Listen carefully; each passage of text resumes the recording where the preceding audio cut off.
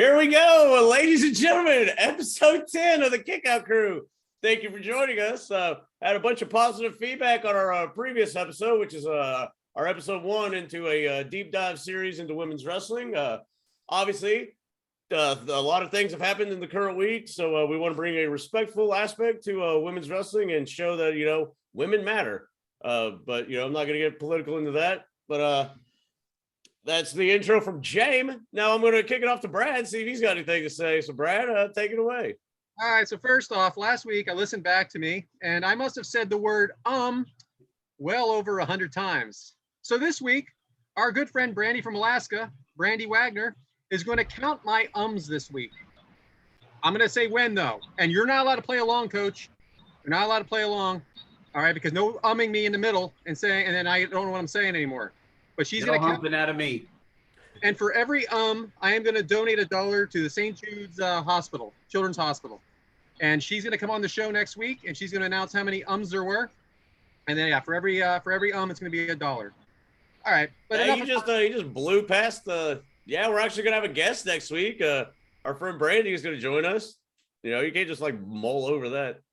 All right, guys. So Brandy's going to be here next week to help us with our a ruthless aggression to the divas section of part of this of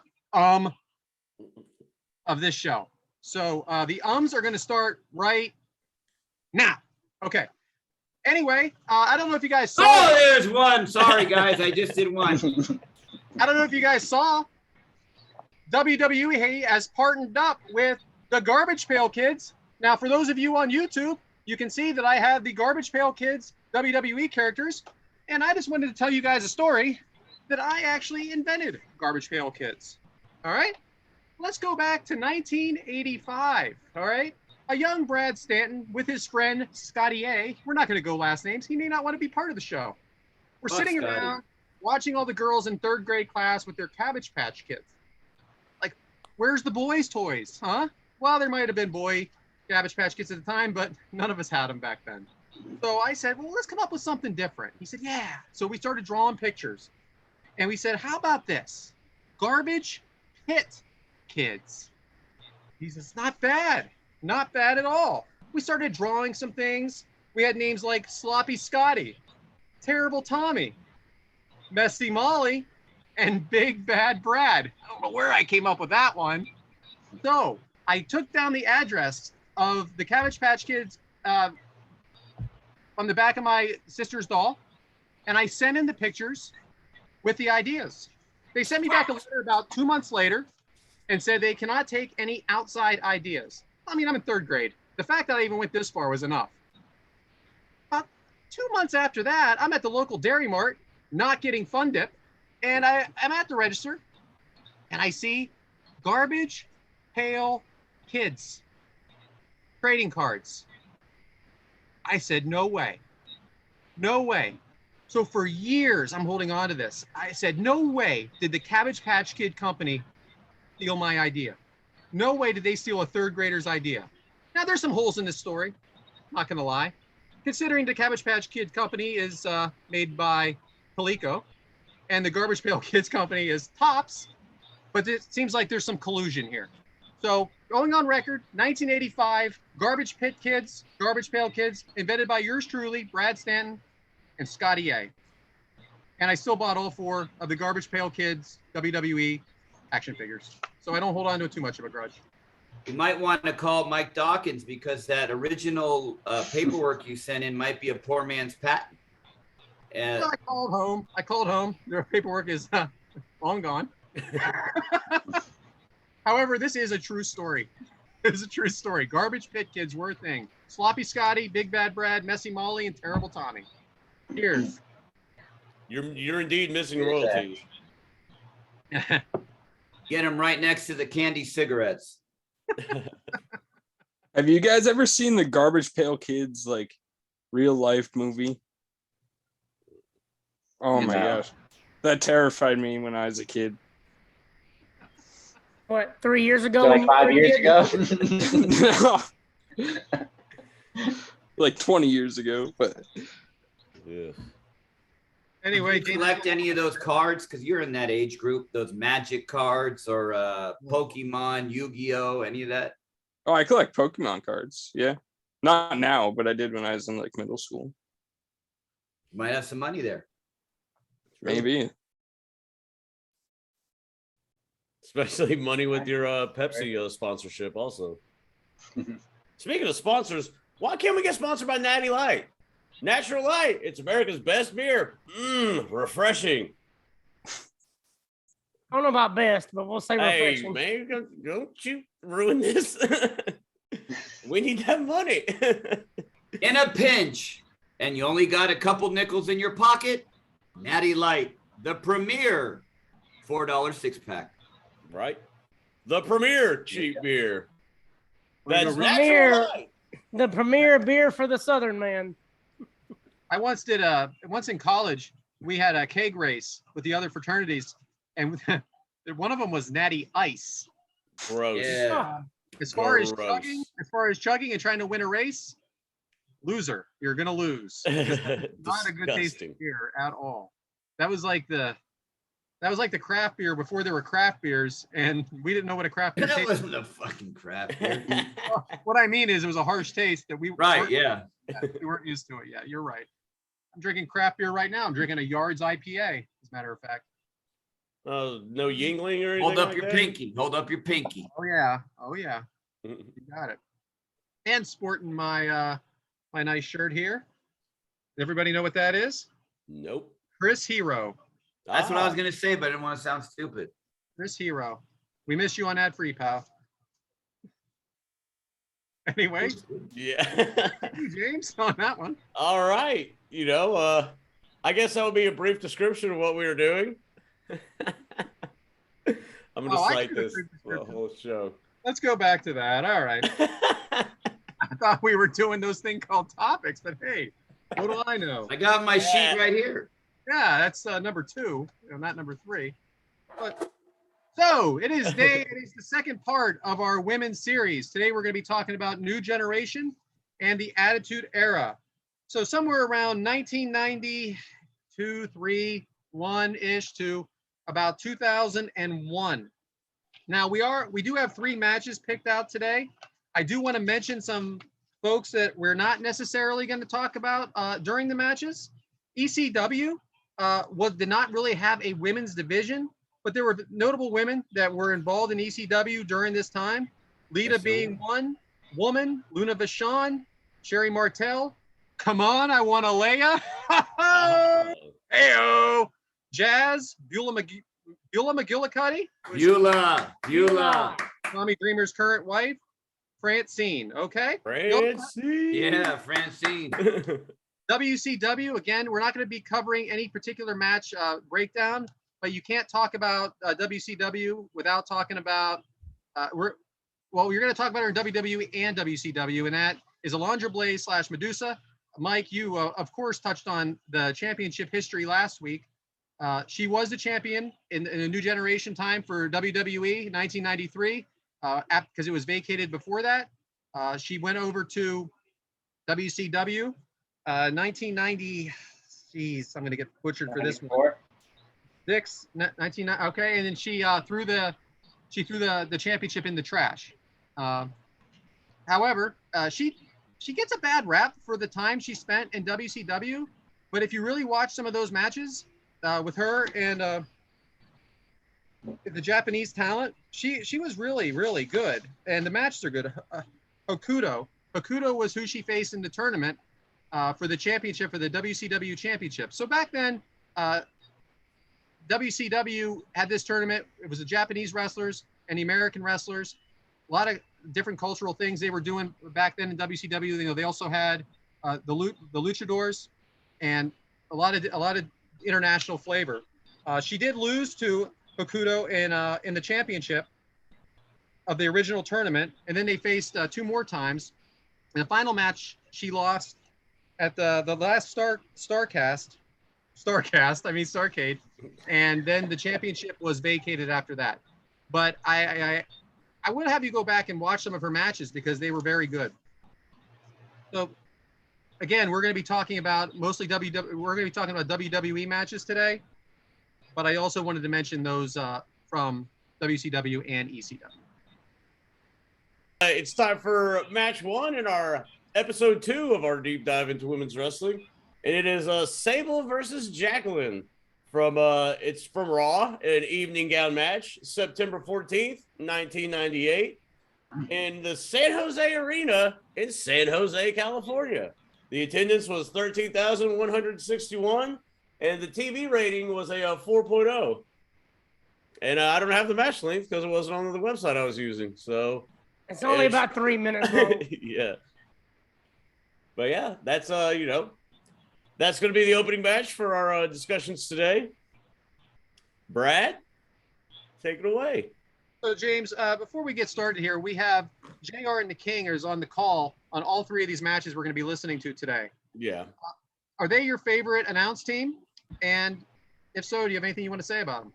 I would say they are my all-time favorite announce team. I was a WCW guy for a lot of my childhood, but ain't nothing like JR and the King, man. They're the best. I did notice in a couple of instances they talked about Bill Clinton, who was the president at the time. Oh, yeah. He likes dresses. He likes dresses. That's what the King said. Yeah, he loves dresses. And what else did they say? Oh, and then JR said that Marv Albert should be calling that match, which I don't know. You can Google why Marv Albert. Yeah, he took a bite out of crime. I'll tell you that much. He ain't McGruff, whatever. McGriff was a player for the Braves. You damn right he was, Fred McGriff. But yeah, they pretty much crack on the commentary on this one's a little silly and childish. I mean, the match isn't that long, and they crack on Clinton. They make a joke about dresses and all that stuff.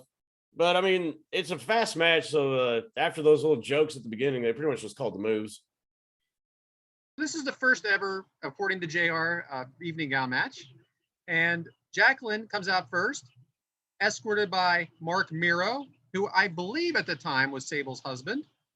Now, Jacqueline, Coach, do you have anything about Jacqueline you'd like to share? Yeah, Jacqueline, she came from the Dallas area, and shout out to Pondwater Dave. I think she cut her teeth in world class championship wrestling. What am I? Yeah, the one from Texas, and she's tough. She's a legit shoot fighter. She's got a 3rd-degree black belt, and she's always had the best of both worlds. She could talk on the mic, and she could fight. And you saw that in this match. We had some live rounds in this match because these girls, with the exception of Jackie took some live rounds because when Sable got her on the ground, Sable was just throwing punches. I mean, she didn't know a working punch yet. And Jackie took it, and she didn't have a very long career year-wise.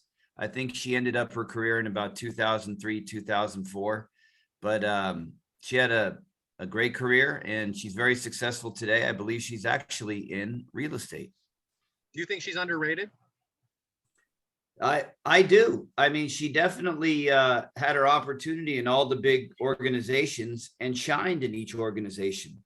She was never in a position where she was someone's second fiddle or some obscure manager. She was usually put with someone that was at the top of the card or really up there. A lot of times she was with somebody that had the secondary belt, which really made that title a lot stronger. So we have Sable back then was bigger than life. Mike, do you remember Sable back then? Do you remember seeing her on TV Guide?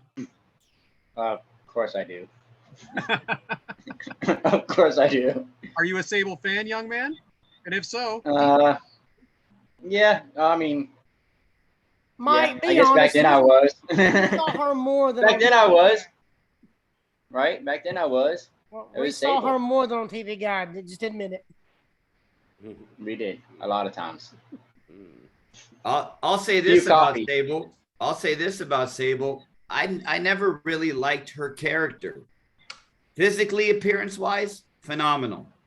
But when she got on the mic, her facial expressions were always, she wasn't lively and energetic as some of the other ladies, but she was a sight for sore eyes, but she needed some stick work. I see Yeah, money. I didn't like her ring work or her mic work. I didn't like none of that. But she You came like on the screen. I was watching. Mhm. Okay. Yeah. I guess I can understand that, Mike. Apparently, her stick work must have been pretty good because she got pushed to the top. Hey, ladies. Respect the ladies. I'm just kidding. Anyway, it is the Attitude Era, so we're going to be a little raunchy today, guys. That's what we're going to do. It is the Attitude Era. Now, Devin, we have Mike Chioda as our referee. We should be asking him about this, shouldn't we? Well, let's just leave that alone for now. Yeah, isn't that your favorite podcast? Let's leave that alone for now. Devin, do you understand the rules to the match? And if so, can you explain them to everybody? I honestly don't know if there was rules or not, but Mike Chioda got in there 2 or 3 times trying to stop them from pulling each other's hair.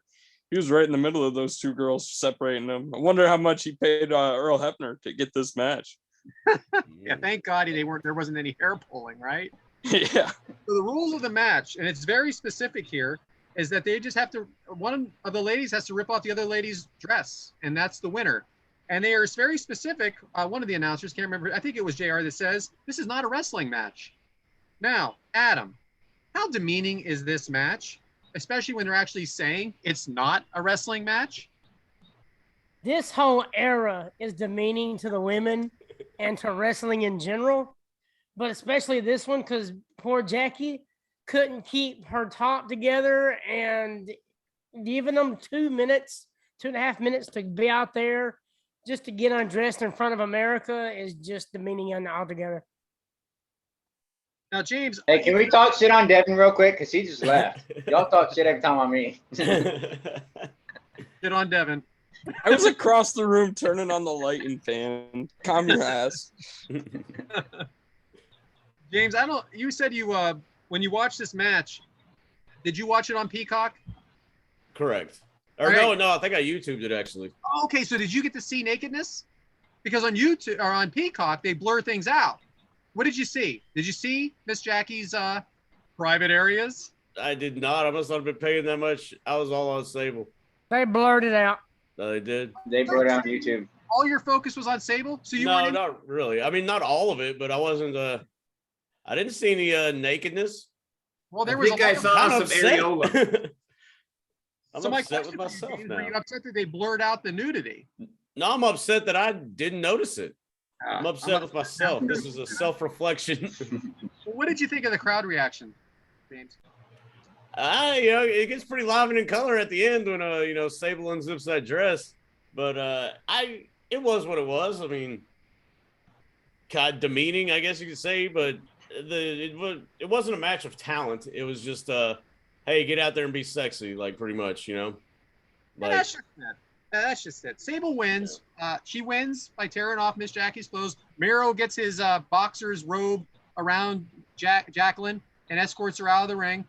And then what does Sable do anyway? Takes off her clothes. So what's the difference in the end? Sable must pose. mhm. So of course, as we're going to say a lot of times during this show, this is a different time. It's a very different time. And it was a thong. It wasn't just underwear. It was a thong. I'm going to tell you That's right true. now, folks, I was a little That thing disappointed. went right between them cheeks, man. That thing was in there. I was disappointed. I thought it was too much clothes. Hashtag apricot or peach, whatever Her Playboy picture, Sable, that is, pronouns. Sable's Playboy picture, my friend got a copy of it and printed it out on his computer, and he would sell it to kids in school for like $5. It's fantastic. Good for him. Entrepreneur, young entrepreneur. Yep. So like I said before, this is a different time. Like we're going to say a lot of times, a lot of the time during this show. However, could we do something like this today? Mike, No. God no, God no. No, I don't think we could do let's it today. something like this today. Why not? Is it demeaning to women? Oh, 100%. Well, not only that, but we have women that wrestle now. Like I so. understand that. However, let's go back to a year and a half ago. I put on SmackDown, and it's a car wreck out there with ambulances. Somebody got into an accident. That somebody was supposed to be. It was framed Jeff Hardy. Jeff Hardy, as Oh, yeah. they were trying to say, he was drinking and driving and hurt Elias. And that's how they opened SmackDown. Jeff Hardy, as we know, has had alcohol and drug problems in the past. Yet they did this, and obviously they did it with his permission. So if you have a woman's position or permission to do these things, why is that any different? Exposing your body is. Oh, sorry. Go ahead, Mike. We did see, was it Alexa Bliss? I mean, was it 2 years ago or so? She did that whole shower scene with the towel.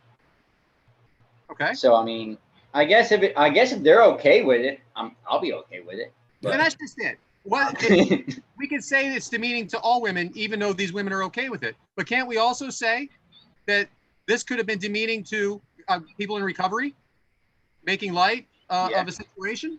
Yes. Yet WWE did that less than 2 years ago on Fox. Right. So that's why I just wanted to. Sometimes you just got to put things. I wanted to put it in perspective and to see what you guys thought. So then I'm going to ask another question. Who from the Attitude Era or who from today would be better in the Attitude Era? How about you, Devin? What do you think? Anybody from today would be better in the Attitude Era?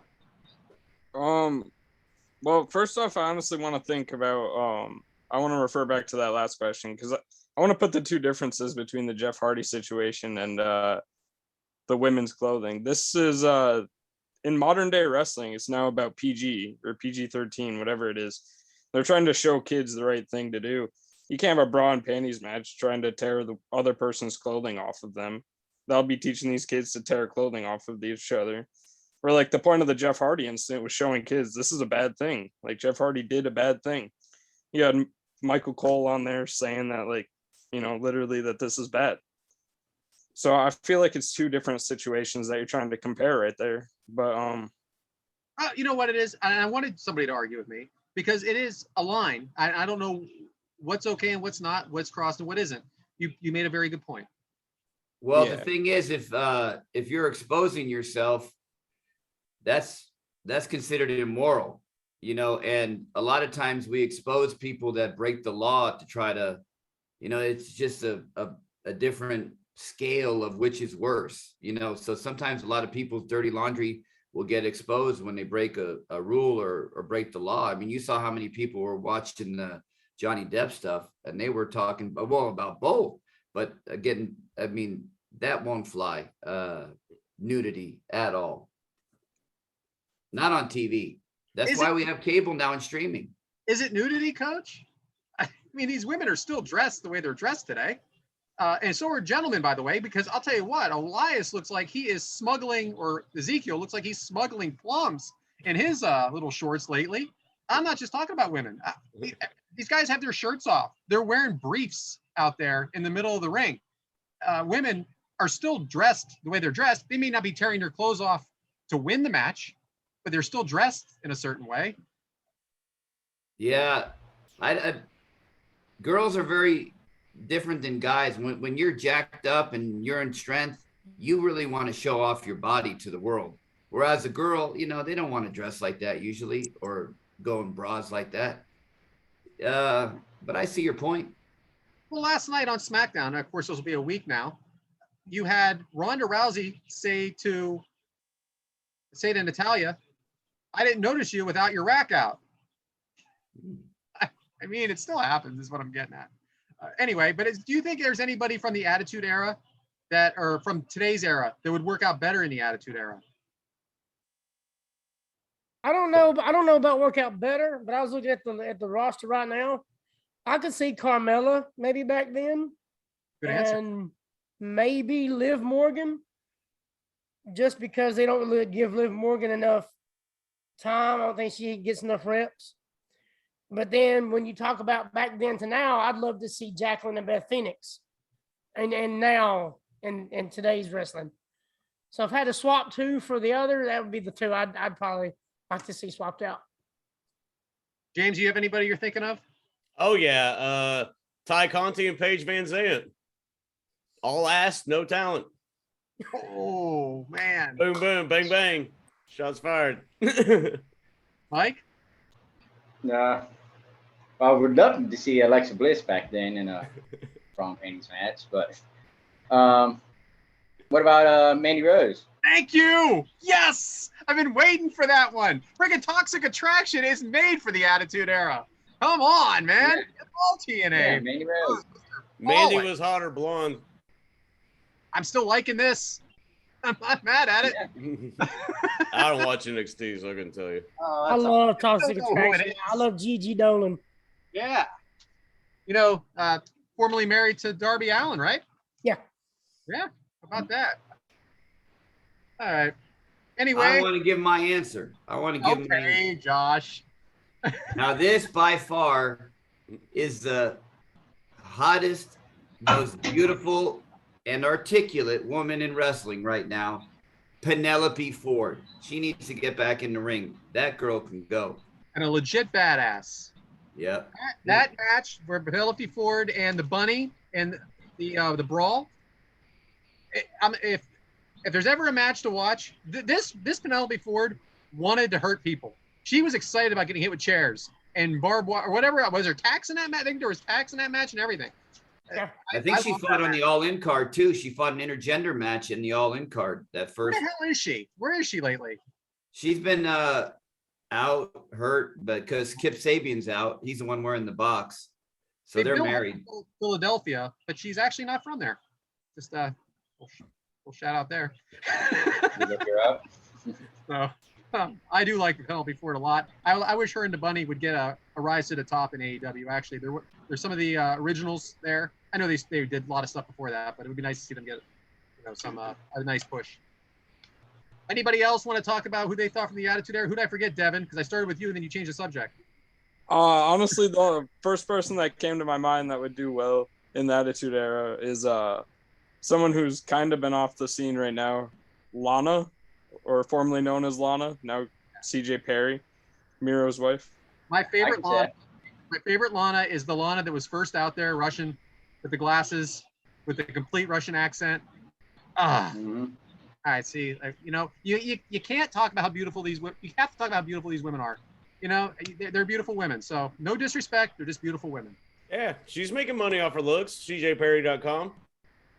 I heard. He married that handsome devil Miro. I mean, what the hell? Hey, and he was a big guy, and she stuck with him when he was a big guy, and now that he's thinned out, But yeah, shout out to her. Every Peter Griffin needs a Lois, so shout out to her. Yeah, Yeah. I couldn't believe that was real life. Yeah, Like, all right, hair all over him. I'm like, all right, there's hope. There's hope out there. right.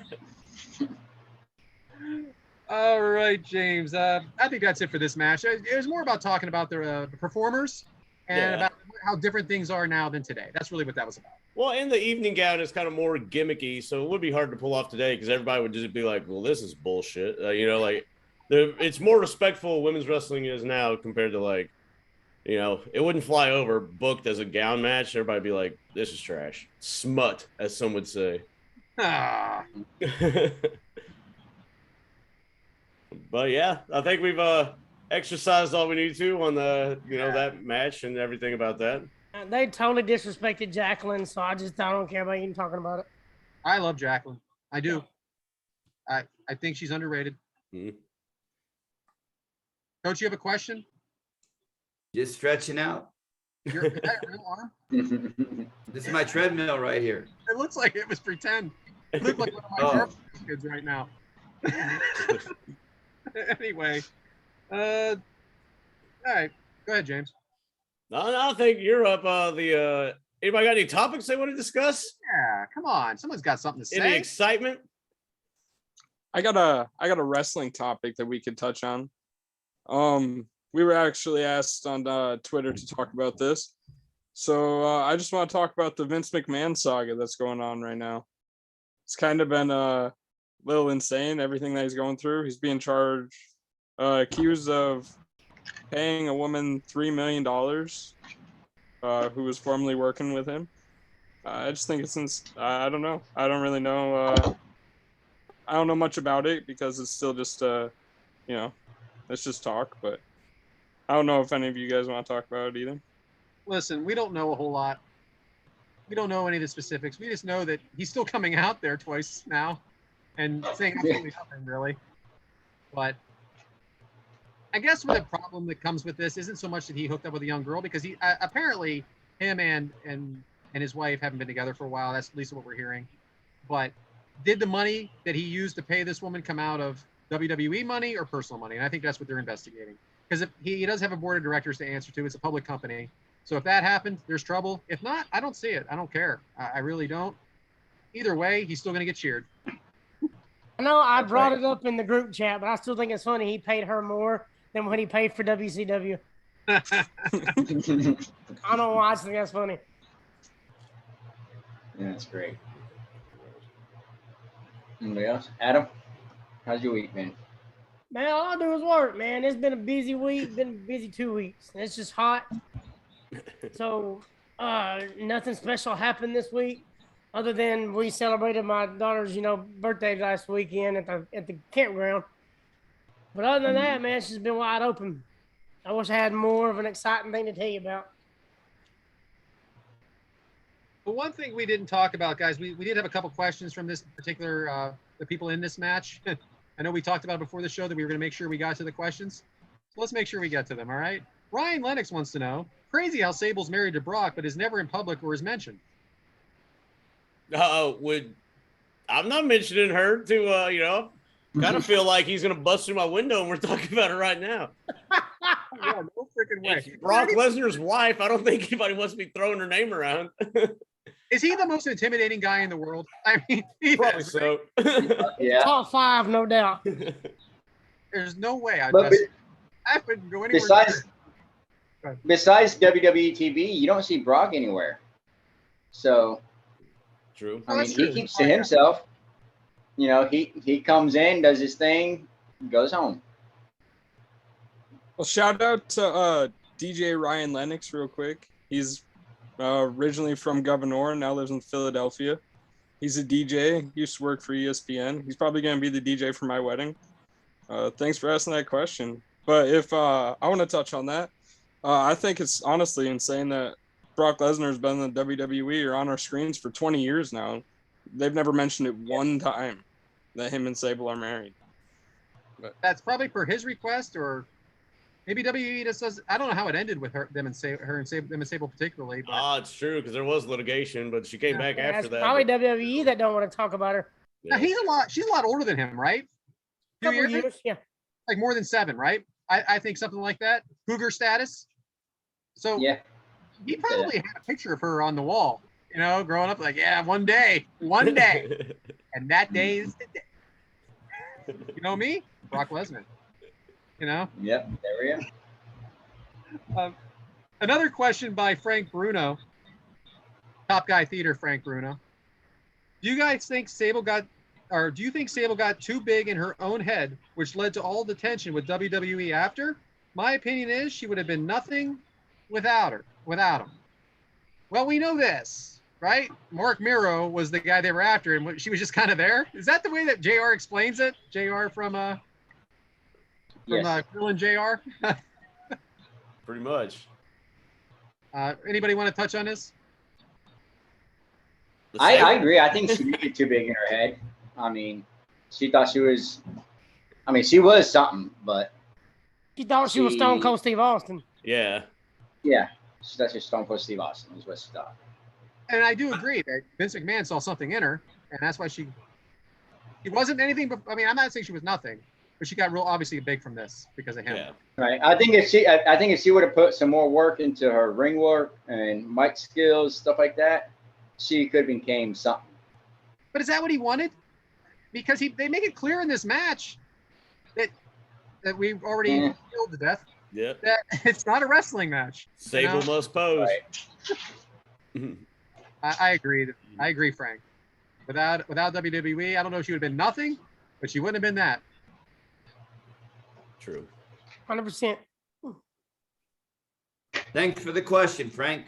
Yeah, thanks, Frank. Appreciate it. And congratulations on the good news, Frank. We don't need to express it, but congratulations to Frank. He knows what's up, and a couple of us know what's up. But Frank, I am so proud of you, buddy. Make your dreams come true. So I heard Frank Bruno's rolling around with cash just throwing money at dealerships. buying Chargers and all these other vehicles everywhere. Don't trigger Brad now. What are we talking about? Bruno's making all this money now. He's just going to dealerships, throwing money, paying cash for new Chargers, buying houses, and just giving them to people. That's just stuff that I heard. I don't know how true all of it is, but congratulations on Frank, man. Nice. Hey, he's a good guy to root for sure. So I get a lot of DMs. I'm not kidding. I don't even know how these people even know who I am, but I get a lot of DMs about that I don't do an F, Marry, Kill every week. And I'm not going to, okay? I'm not going to, because you guys will be bored with it when it's all said and done. So we have to mix it up. So for all of you that are looking forward to the F, Marry, Kill every week, not this week, but we do have other stuff. I wanted to talk this week a little bit about pet peeves. I have 3 particular pet peeves. I'm going to do mine last, though. What really bothers you? Now, we all have our things. Coach, what's one of your biggest pet peeves? Laziness. When people don't listen or work to their potential, and that bothers me. Do the best you can at all times, and I don't like it when you got to keep asking somebody to do something and they don't do it. So that's my pet peeve. Well, as a teacher, I can understand why you feel that way. Yeah, it happens a lot. So, James, what anything about me? I mean, pet peeves in general that bother you? I will say, like, let's say you're walking and like you're going to cross somebody and they get like right past you and they're like, hey, like say something like right when y'all walk past each other. That annoys the piss out of me. Like I used to be with this girl and we lived in a house with like a hallway, and I'll get all the way to the end of the hallway. She'd be like, I hear her mumble something. I'd turn back around and walk down the hallway. Oh, what was that? She just mutters some bullshit. And then I get all the way back down the hallway again. Like, oh, okay, what's that again? Like that type of, like, talk to me. If you see me, talk to me. But don't wait till I'm like walking away to fucking open your mouth and say something. God, it annoys the piss out of me when people do that. Nice. I got you one. I got you one. All right, what do you got, Adam? So how about like whenever, like, say me and you, or we were in a conversation, me and one of you guys, and we're talking about something, and I started off with like, oh yeah, well, how about, well, never mind, I'm not going to talk about it. If you're not going to talk about it, don't start the conversation. Just if you're going to tell me something and then you change your mind in the middle of it, it's going to drive me crazy. So if you say, never mind, I don't want to talk about it, don't say them words at all. Because if you say that, I'm going to ask you and keep asking you to tell me what it was you originally wanted to talk about, because there's somebody special out there likes to do that. And it drives me up the wall when they do it. So I'm just like, don't just start a conversation and go, oh, never mind. And then, it drives me insane. That's a huge pet peeve of mine. You know what's the funny part about it is it's going to come out anyway. Exactly. It's going to eventually happen. So we're going to talk about it. We're absolutely going to talk about it. Devin, you look like you're excited. What do you got? My biggest pet peeve, honestly, just it's about work. It's when I come back to work, having like a day off or a weekend off or something, and just one of my things is out of place. Even if it's only like 6 inches to the side and I know someone moved it or someone touched it. It's like, who used this? Why did they use it? What do they need it for? Like, who was in my space? Who was in my area? But I don't know. It's mainly that OCD, I think. I thought you were going to say when people come over to your house unexpected. Oh, no. Shout out to Grandma. Yeah. Yeah. You're over there making tuna steak, Yeah, Grandma. That same grandma's the one that showed me the Garbage Pail movies. So shout out to her. Hey, did she listen to the episode, by the way? No, she did not. Can we play it for her? Get her on the phone? No, not right now. Mike, you got anything? Slow drivers.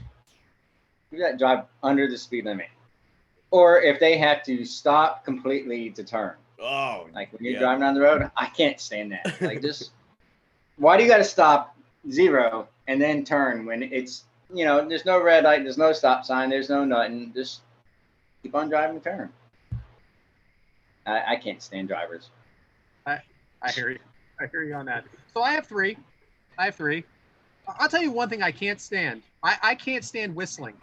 I can't stand when people try to whistle in my house with the dogs. I can't stand when someone's walking towards me at work and they're whistling. There's an agenda there. They're thinking something that they don't want to tell me, and they have to whistle on their way there to distract themselves from whatever bullshit they're about to say to me. I hate whistling. Can't you just say, "Hey, what's up?" Listen, if you're gonna whistle as like you're whistling along to a song, okay, I'm fine with that. But this whistling to get someone's attention, this whistling when you're coming towards me, like by the way, I can't even whistle. Maybe that's part of the problem too. Probably. But it kills me. Like someone whistled in my house the other day. I just said, "That's it. Whistling is now banned." That's what I said. And then everybody was out of the room after I came back in with the dog. Power play. That went well. Second thing, Christmas lights that are still up today in my neighborhood. What the fuck is going on here? It is June, as we record right now, it is June 25th. June 25th. Are we just keeping them on to see what happens for Christmas in July? The laziness that comes. There you go, laziness. You know what? Yeah, right, full circle, right, Coach? Yeah, the laziness. And then they leave their garbage cans out. The same people that throw their Christmas lights down, they leave their garbage out 4 days after the garbage already came. Listen, I'm not a neat freak in any way, but geez, take your damn lights down. Take your lights down. Third, now, all right, we started this show. I take notes while I'm watching these matches. I'm in the living room. I'm doing this on my own time. I'm off Fridays from work. I'm at a car dealership. I'm off Fridays. Kids are usually, well, not anymore, but they're usually at school. My wife's at work, but she works from home. I have notes out. I have like a TV tray. I'm watching TV. Right in front of the TV, asking me questions. Listen, I understand it's wrestling. I understand you don't care. I understand you don't take it seriously. But for the love of God, you see that I'm freaking writing shit down. Leave me alone. This match is 4 minutes. This match is 4 minutes. 2 times longer than I can have sex. 4 minutes. Pet peeves, man. You got me beat. Maybe you should do that before you watch the match. Make it 6 minutes out of your day. There you go. So yeah, I've been waiting to get that off my chest because all that happened this week. I've been thinking about it. I even think I texted you guys. By the way, this week it's pet peeves. I think I wrote that no one responded, but that's why, because all 3 things happened in like the same hour. Anyway. I got one more good one. How about when you're driving down the road and then, there's a separate turning lane at a red light and they get into the turning lane and then after they get into the turning lane, then they turn their blinker on. Yeah. They do that all the time down here. I do that. I do that. I'm like, you know what? It's legal now. You're in the turning lane. Don't signal it afterwards, man. Come on now. That drives me insane. I'm just trying to make up for it. That's what we're doing. I'm just trying to make up for it. I know I screwed up. I know it's not. I know I didn't do the right thing. But I did that today. That's right. So I got a message on Twitter. James, this is Megan Nelson's friend, the one that was wanted to jump on with us the other night in the Zoom. Mike Bober. Yeah. Shout out Mike Bober. Mike, yeah, he says to me, listen, I heard you talking a lot of heat for all the cursing and the nonsense you're saying on the show. He goes, how about something easy like mayonnaise or real mayonnaise or Miracle Whip? I said, sure, I'll shout that out. So I'm a real mayonnaise guy. I don't think you like anything like that, do you, James? Miracle Whip. Oh, no, you don't. I know it's not real mayonnaise or whatever, but I like the tangy sip of Miracle Whip. Oh, that's not even really mayonnaise. They actually call it salad dressing. Yeah, says it on the bottle. Yeah, I don't know. I mean, I like them both, but I'm not much of a mayo person. Shout out to ranch though, because that's like 90% mayo. But yeah, I'll go either way on this real mayo or Miracle Whip. I'm by mayo. Like, as a barbecue guy, you probably don't like any of that stuff, huh? I'm not. No, I'm definitely not big on it. I'll use a little bit. If I have like a sub or something like that, it's light mayonnaise, just enough to coat it on there. That's it. We're gonna tie up Mike on Top Guy Weekend, make him eat a hot dog covered in mayonnaise, huh? Coach? Oh my God. Nope. Well, I wasn't allowed to have mayonnaise as a kid. My parents, they wouldn't let any of that. They were kind of healthy people, and they were trying to groom me into some type of racehorse. So they wouldn't let me eat mayonnaise. But nowadays, I'll eat that up. But my trick is that new spicy mayonnaise. That is the bomb. It's regular mayonnaise with like this Asian sriracha. Mm-hmm. Woo, that's fire. Watch mayo, baby. That sounds good. It's bomb. Let's see. I'll have to Good. try that. That Devin? mayo chup stuff, get the fuck out of here with all of that. No, sir. I'm a mayo chup fan. I And I'm bet a you are. mayonnaise. The Yankee bullshit, man. Of course you are. Northerners do some crazy shit. I'm a mayonnaise over Miracle Whip fan as well. Yeah. But I love mayonnaise. It's probably the reason I'm a fat guy, but I put mayonnaise on everything. I'll dip my fries in that shit. That is also a Yankee thing. You Oh, fucks that's are too weird, far. man. I prefer mayonnaise or Miracle Whip, but dipping fries or something in it is a little too much for me. Yeah. Try it. I'll Try pass. it. Now I'll do mayonnaise and like ketchup or something mixed, maybe, but not just straight mayonnaise. I can't do it. Oh, So get you some mayo chup. It's the same thing. You don't I have don't to know what mix that it. is. Isn't that what's on a Big Mac? Mayo and That's And- Thousand Island. is it Thousand Island? Yep. Oh, well, it's Big Mac sauce. The secret formula is out there, but you know. I do like a Big Mac. I do. I don't care. I love Well, McDonald's. when they used to be Big Mac, now they're what, like this fucking big? It's I not can eat Big Big Mac. Mac and a quarter pounder, no problem. And I'm not a big Just, guy. just get a McDouble. Just get a Mhm. McDouble. That's just without the extra piece of bread in the middle. Now, are you talking about the double cheeseburger? So you were saying without the bread in the middle? Yeah, no. I don't want just the two burgers together. Yeah, it's called a McDouble. Yeah, I know. It's on the dollar menu with a $5 Hell menu yeah. now, right? Hey, Whatever that it is is. Yeah. true. And to all our Twitter fans out there, we got a food question for you guys as well. Hit us up in Twitter. We'd like to know if you guys think that you should have ketchup on a hot dog or not. I know a lot of people are very, very anti-ketchup on a hot dog, and some people are pro-ketchup on a hot dog. Let us know on Twitter what you guys think. Yeah, if you're 8 years old and you want ketchup on your hot dog, let us know. Devin, what did Well, you call that? Yes. Mayo chup? Mayo chup. Yeah. Okay, that's Half what I'm mayonnaise, talking half about. Never ketchup. mind. I didn't know what that was. I've never heard I- that. You get a chub if you I eat mayo? That Put white, that on a that hot white goo. That's mayonnaise. and I got a ketchup I got a 5-year-old that likes ketchup on pizza. That's just So. that you gotta nip that shit in the bud right now. I'm calling I tried. CPS. Right now. Tried Who's running this household, Mike? ketchup with the cheese pizza. Get the fuck out of here. Apparently she is. That sounds disgusting. We do. I go through a big bottle of ketchup a week because of her. She's Yeah, you know what? I'm 100% not even ketchup. eating in the same room as that person. I'm taking my stuff upstairs.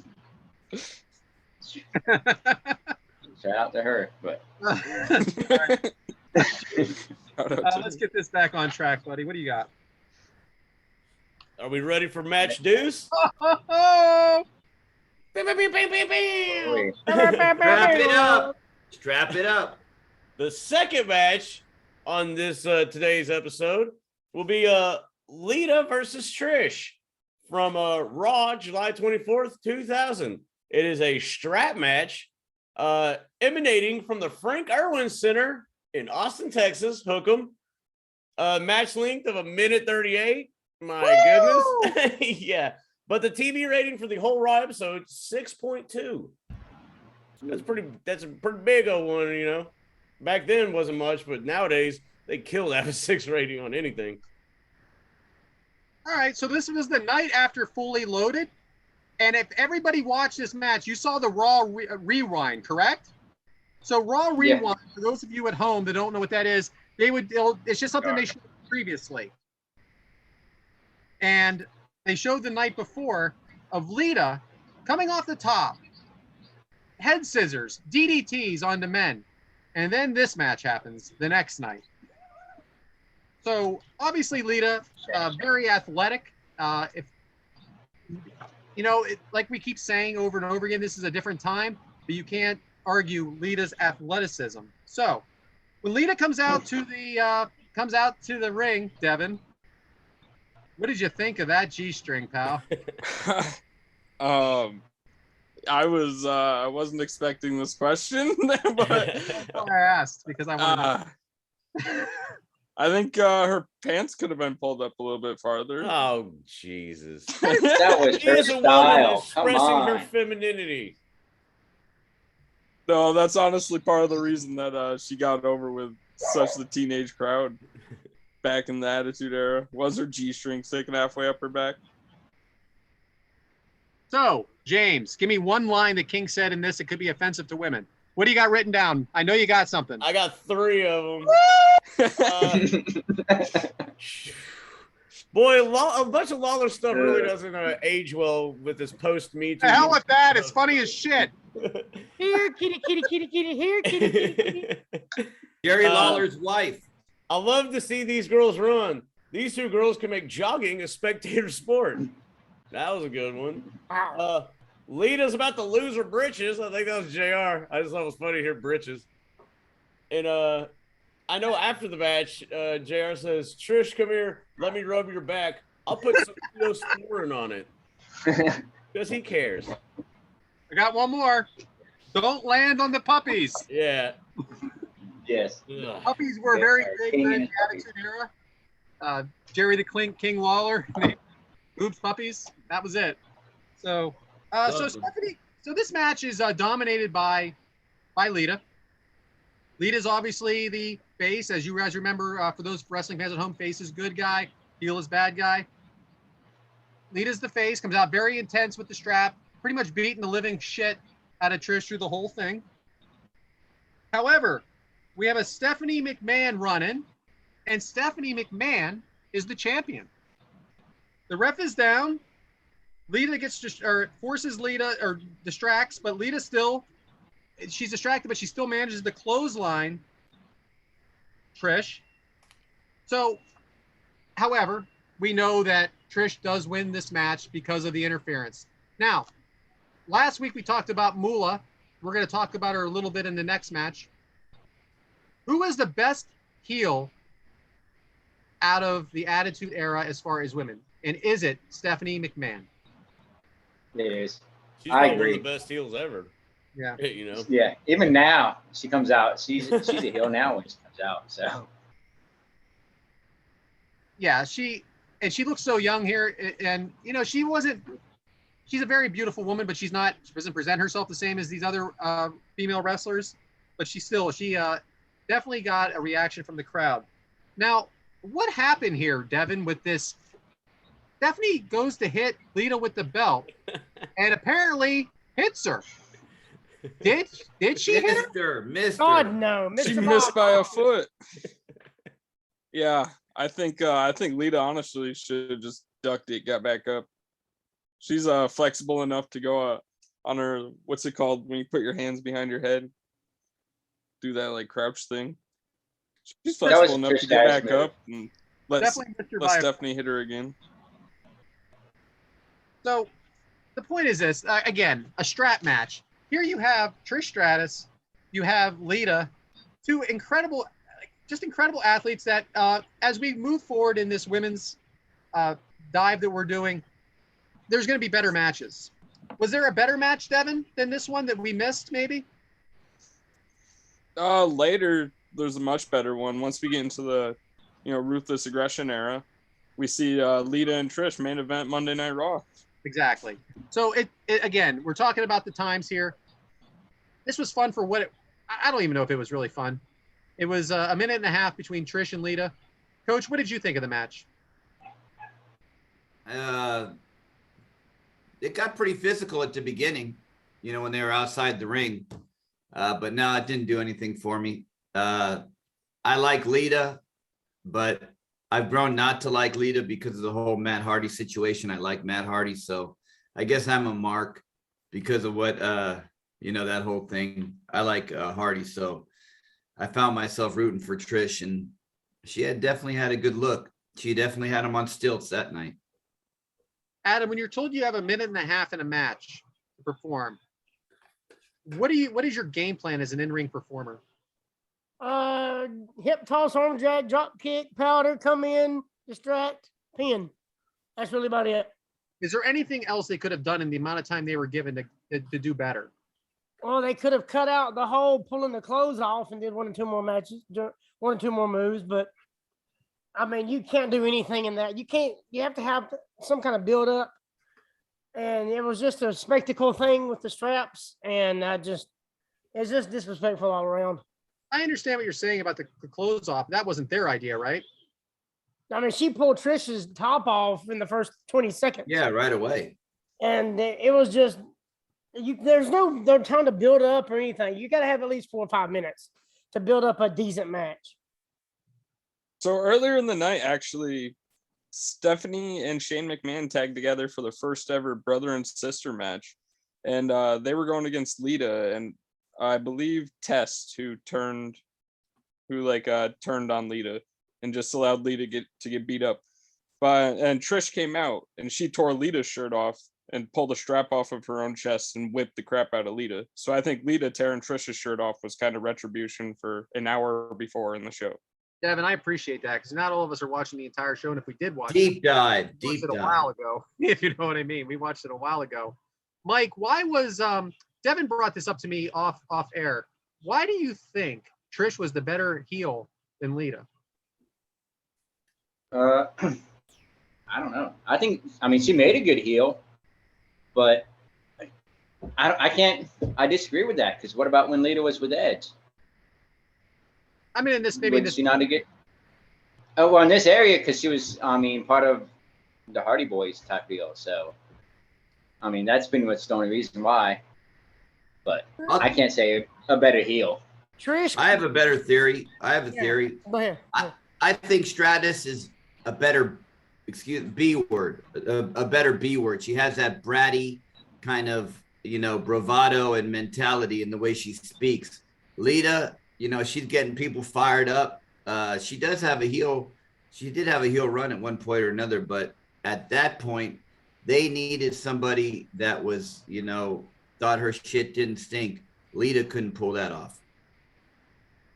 I'm going to ask each of you, who did you prefer and for what reasons? James, Lita, or Trish? In this era. That's tough. So this is pre the live sex show and all that stuff. So I would say at this specific time, probably Lita. But as time went on, Trish is awesome, man. Like she aged well for sure. No, she did. I prefer the Lita over the Trish because of her being more of an athlete. Because Lita went through, if you get a chance to listen to what she went through as far as training, and she gave everything for wrestling. So I just have a ton of respect for her because she went to Mexico and just lived off people just so she could learn to wrestle, just so she could be in the business. And she's just an all around better athlete in my eyes. So I just prefer Trish over Lita, or Lita over Trish for that aspect. Mike? I'm kind of go by Adam, but I'm going to go with Trish because she came in as a model and worked her way into wrestling. And she trained for it. She worked hard to become a wrestler. So I had to give her a lot of respect for that. Like, she didn't just come in just to be eye candy like a lot of the other ones did. She came in wanting to be a wrestler, knowing she had to be eye candy to begin with and work her way in there. I like them both, but I have to get that one to Trish. Devin? Honestly, I'm going to go with Trish. Being born in 1997, I was about 5 years old when Trish was coming into her role, and she was one of my first crushes growing up. So Trish will always have the nod for me. Coach? You want me to do the mentality of back then, right? Yeah, absolutely. Okay. Well, back then I broke it down into two categories. Are you hot or are you sexy? And I always chose sexy back then. And Lita with those tattoos and the way she wore those pants. Because, I mean, girls never did that. We used to wear our pants like that back in the day. And but to see a girl do that, it's like, shit, she's confident. That's a bad B word. No, you're absolutely, you see, me and you, we're so close in age, Coach. And when Trish came into the scene, and JR says this a lot on Grill and JR, she was different. All right, so now everybody has tattoos, okay? Everybody. It's nothing special anymore. Back then, it was unique. And she was very unique with her different color hair, her tattoos, her look.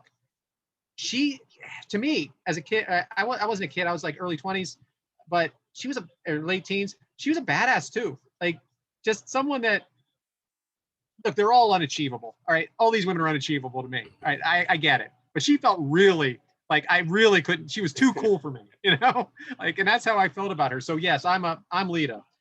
Just because I thought she was sexy and different, and then just the way she wore that freaking G-string, man. I'm sorry. It's just the way she wore that G-string. It's that stuff doesn't get out of your head. And I still think she's sexy. Still think she's sexy, by the way. Talking about being like no one else, Lita took a chair shot to the head from Stone Cold Steve Austin that was like no other that I've ever seen before. Chair shots to the head. Thank God we're not doing that anymore. But yeah, you're right. She was tough too, and just that we talked about the Raw Rewind because that and just her off the top rope, she was very athletic.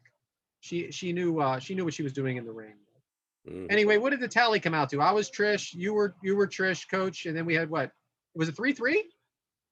I think so. Yeah, I prefer Lita over Trish. All right, so tiebreaker out there on Twitter, everybody. Okay, let us know who your favorite was of Trish and Lita. Circa July 24th, 2000. Anybody have anything else on this match? There wasn't much to it. We really just wanted, folks at home, we just really want to talk about the performers. And you can't talk about the Attitude Era without these two women. You know, and like we just said before, we're about Sable and Jacqueline, and we're going to get to our next match soon. But that's really what it was about. And about, Mike, I wanted to go to you actually before we move on, because I wanted you to talk about how times have changed. Well, I mean, this right here is a good example, because right here we're getting strap matches, we're getting, you know, the evening gown match, bra and panties match. We had pillow fights and everything else. Now we're getting the women in there in a Hell in a Cell or a Elimination Chamber. We have the Women's Royal Rumble. So, I mean, there's a big difference there. They're treating them more like the men now, you know, and give them the time, get them like the time of day to go out there and show them what they can do. And they're proving it every single time. Awesome. Thunder Rosa and Britt too. Don't forget that match. That Yes. one with the bloody, you know, they both got real bloody and stuff. Exactly. That's what I'm saying. I mean, so they're going out there and doing everything just as good, if not better, than some of the male wrestlers.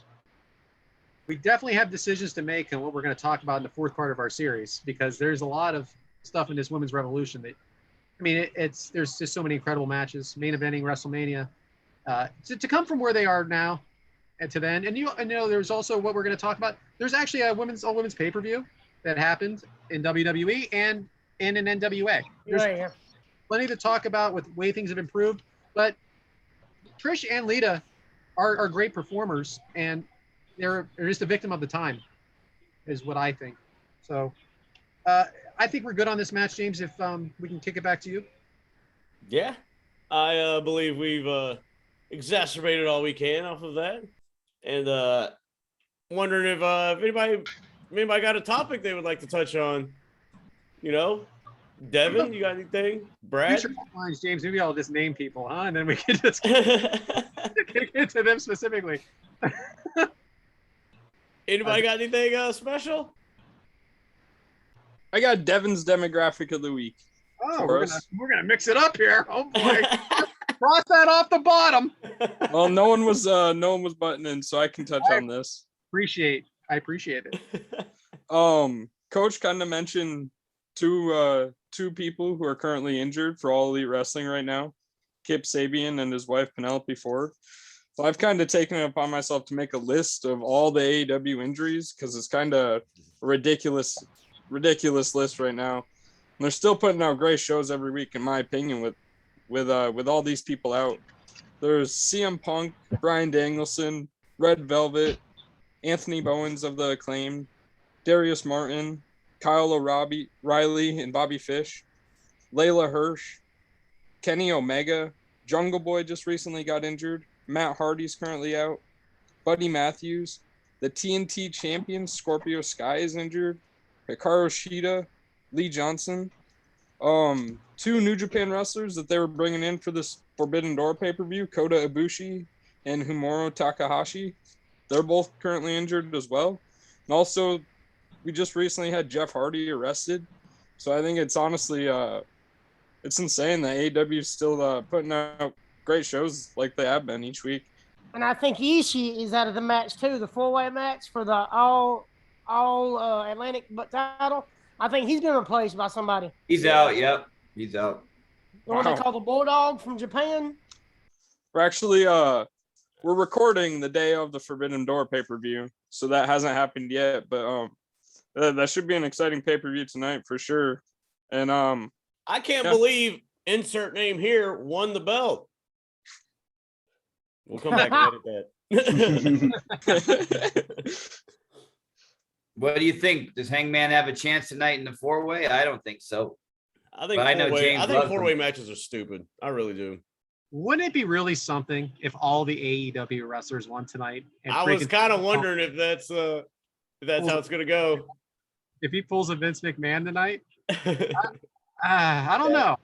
I mean, does anybody? I mean, look, this has already happened. You guys know. Does anybody think Moxley doesn't win? Yeah.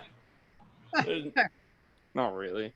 I no chance that he does not have the belt at the end of the match. There's no I know chance. I messaged you guys Yeah, earlier. and- Like, how soon? And then Punk's gonna be out next week, and he'll get it back.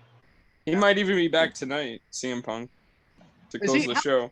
I didn't have a time frame on What him. about the bitch boy Omega? I bet he comes back tonight.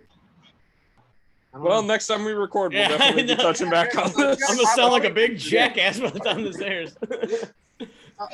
Well, thank you, Deb. Yeah, injuries are a big part of this entertainment, the sport.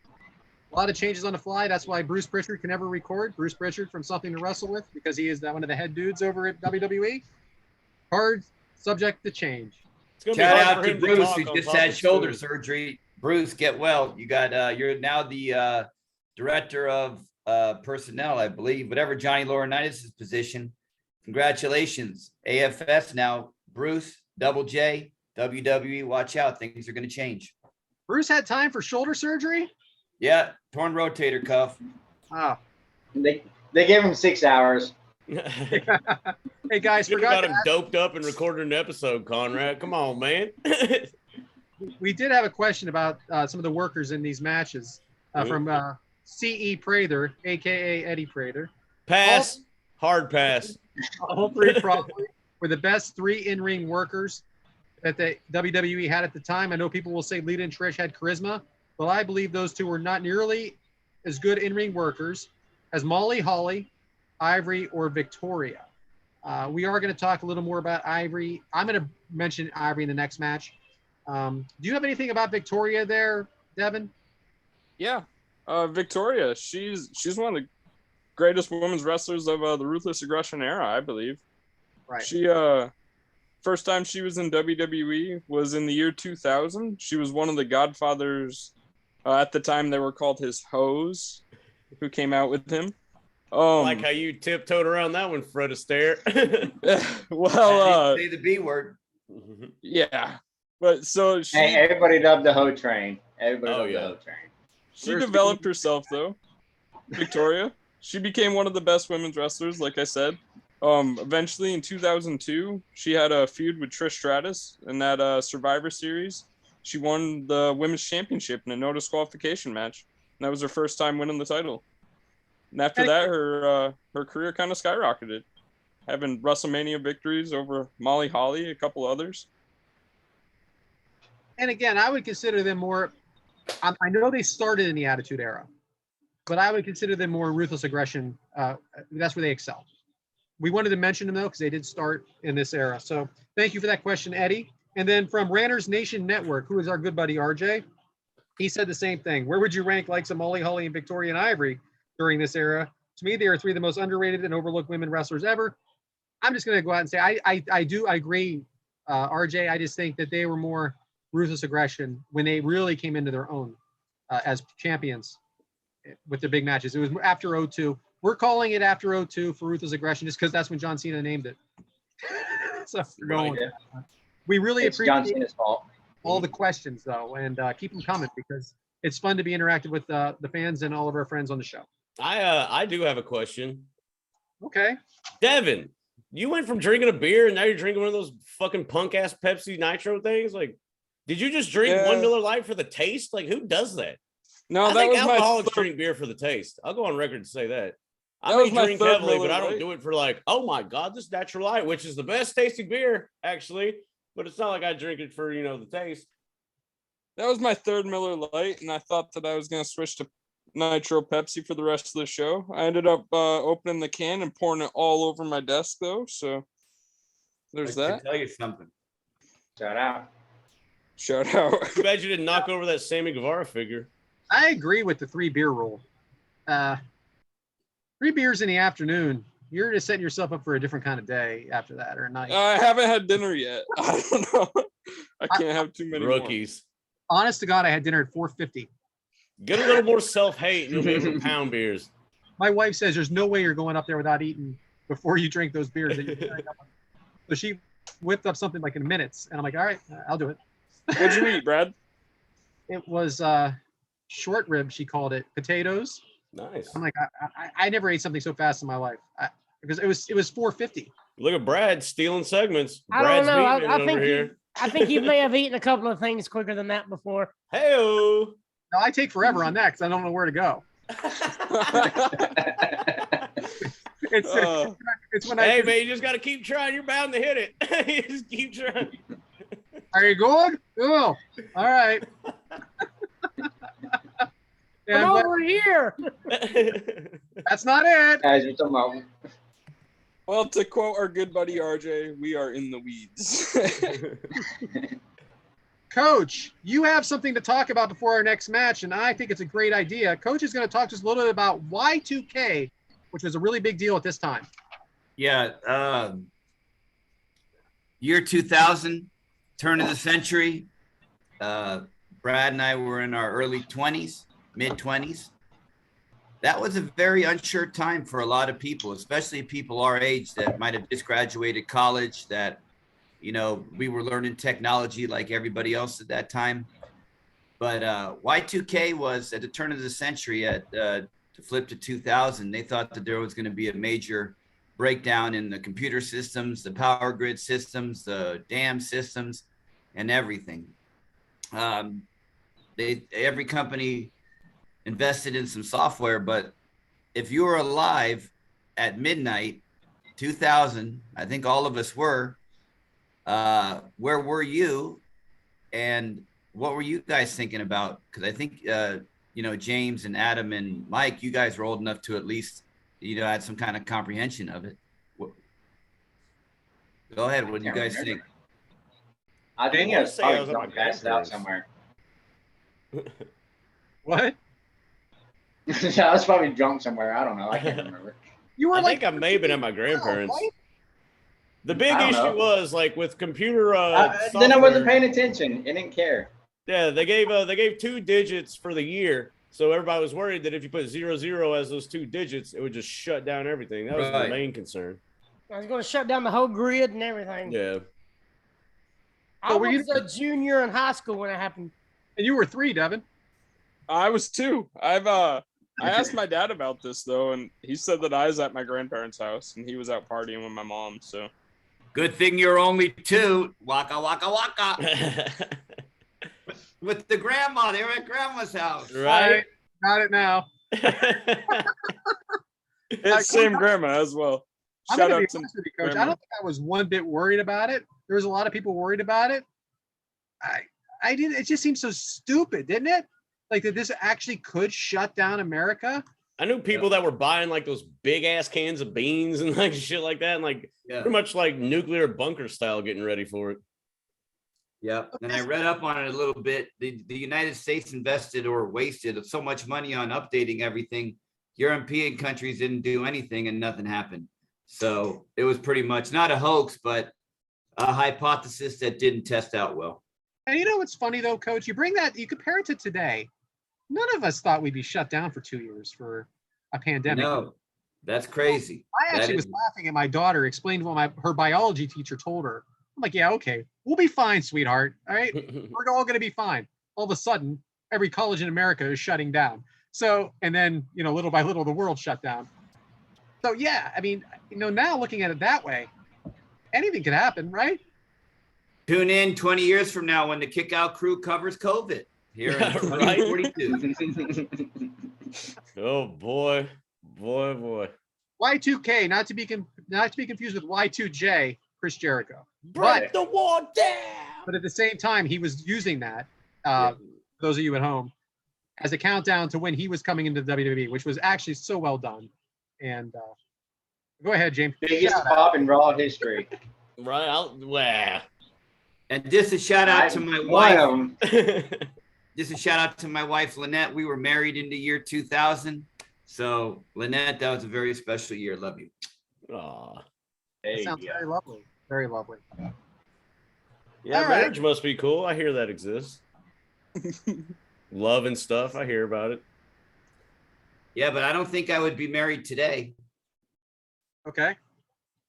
I mean, not saying that marriage is bad, but this is a different world. I mean, in 1990s, you know, girls and boys, they were looking for marriage. A lot of people are independent nowadays. A lot of people are putting their careers first and stuff like that. And sometimes people just don't want to be tied down. So, you know, shout out to anybody out there that stays married in 2022. Big props to you, because a lot of marriages aren't doing very well. So thank you. There's only one girl I marry, Pam Beasley. I told her I'd give her a shout out on this episode. Not the character from The Office, but it's a nickname that I call a special lady in my life. So I know you're listening. Shout out. Future wife. That's the only woman I would marry, straight up. Not to break any of our fans' hearts, I know. But yeah. If we're going that route, then a shout out to the same lady on my side of town. I thought we were talking about that. Or not. We're giving shout out to ladies. Shout out to my fiance Erica, who's got COVID right now. Sleeping in the bedroom. I Gave know her that that, COVID man. D. Shout out to my wife. Hey, I guess we're doing that. She doesn't even have a name. Brad doesn't even name his wife. Thanks, Deb. Thanks for letting me sit up here with these four assholes, five assholes. Brad, between me and you, I sent your wife a friends request on Facebook. So if she says, "Who's this Josh Rosenbaum guy?" You know, that was me. Well, the thing is, she knows Coach Rosie. Okay. Might be some confusion. Just tell her it's ISIS and decline it. Like, oh, it I must like be how fake. Mike hasn't said a word about his wife or anything. He's smart. Penny, I'm not Penny, how you I'm not doing, married. Penny? I got baby daddies. I got baby mamas. That's it. Shout out to all 8 Yeah, baby mamas. You have a woman that's on a Dude, mortgage with you. baby That's mamas. way bigger of a deal than getting married. Exactly. That's what I said. We got a mortgage. We got kids. We got this. We don't need to get married. What I'm do gonna we say get married for? you got nothing out. It doesn't matter now. You're mortgaged up and kitted up. Right? Exactly. I All don't need to marriage get is married. gambling somebody half your shit Who that you you'll stay waiting on? together forever. Who you waiting on, Mike? Exactly. Who's knocking on the door that you're waiting on? Nobody. I just don't. Good answer, bud. We gotta go. We gotta go to the courthouse and sign those papers. That's my problem. Let's You get can this probably done do it virtual now. next week. Let's get this done by next week. Yeah, okay. Episode 20. I'm sure she'll listen to this episode, but gets hey, I'm married. gonna get married by next episode. Let's Hey, let's you do wanted it. a bonus. Do it. You keep talking about having a bonus episode. Talk about that. One of us officiates. The other 4 are your groomsmen. You get married here. Talk about a bonus show that would Yeah, we melt can do it on the Zoom. I got a jacket and I have a tuxedo t-shirt. James, get officiated. Thanks. We gotta do this. Thanks, y'all. Because I was actually the ring bearer at a wedding when I was right before I moved here, so like 5 years ago. And I wore a tuxedo t-shirt because the groom was like, "Yeah, man, wear a tuxedo t-shirt. It'll be awesome." Because a ring bearer is usually like a 3-year-old girl like walks out there with That's why that's bows and weird. bullshit. But yeah, I wore a tuxedo t-shirt, and the girl he was marrying was a military child, so like the whole family was there, professional, dressed up, blah blah, and there's me in a fucking tuxedo t-shirt, and I'm the only person underdressed there. So everybody's just staring at me, and I was like, "Dude, you got to let them know, like, you told me to do this, please." Like, they are giving me the evil eye. So yeah, he had to be like, "Oh, it was a joke. We had James, wear the tuxedo t-shirt. This is a joke. This was planned. He didn't just show up like this." Because I was getting some nasty looks, and I was like, "Dude, you got to say something." Military people. Didn't expect it to go there, guys. No pressure, Mike. No pressure. Right. Hey, she knows I love her. I'm in it for the winning, but That's all that matters, brother. Right. All right. Good job on that, Coach. James, you have we want to talk about maybe something else? Match 3? I think we do. And my goodness, is this one a doozy? It is going to round out today's episode on the match side of things. But it is Jeff Jarrett versus Chyna in the Good Housekeeping Intergender Intercontinental title match. Whew. From No Mercy, 1999, October 17th of 1999 to be specific. It's hailing from the Gund Arena in Cleveland, Ohio. Lord knows there's only good things come out of Cleveland, like Browns. I'll put it that way. The attendance was 18,742. Match length of 8:37. Meltzer gave it 3.25 stars, and fuck LeBron James. And go ahead. Mike, you have a build-up for this match, don't you?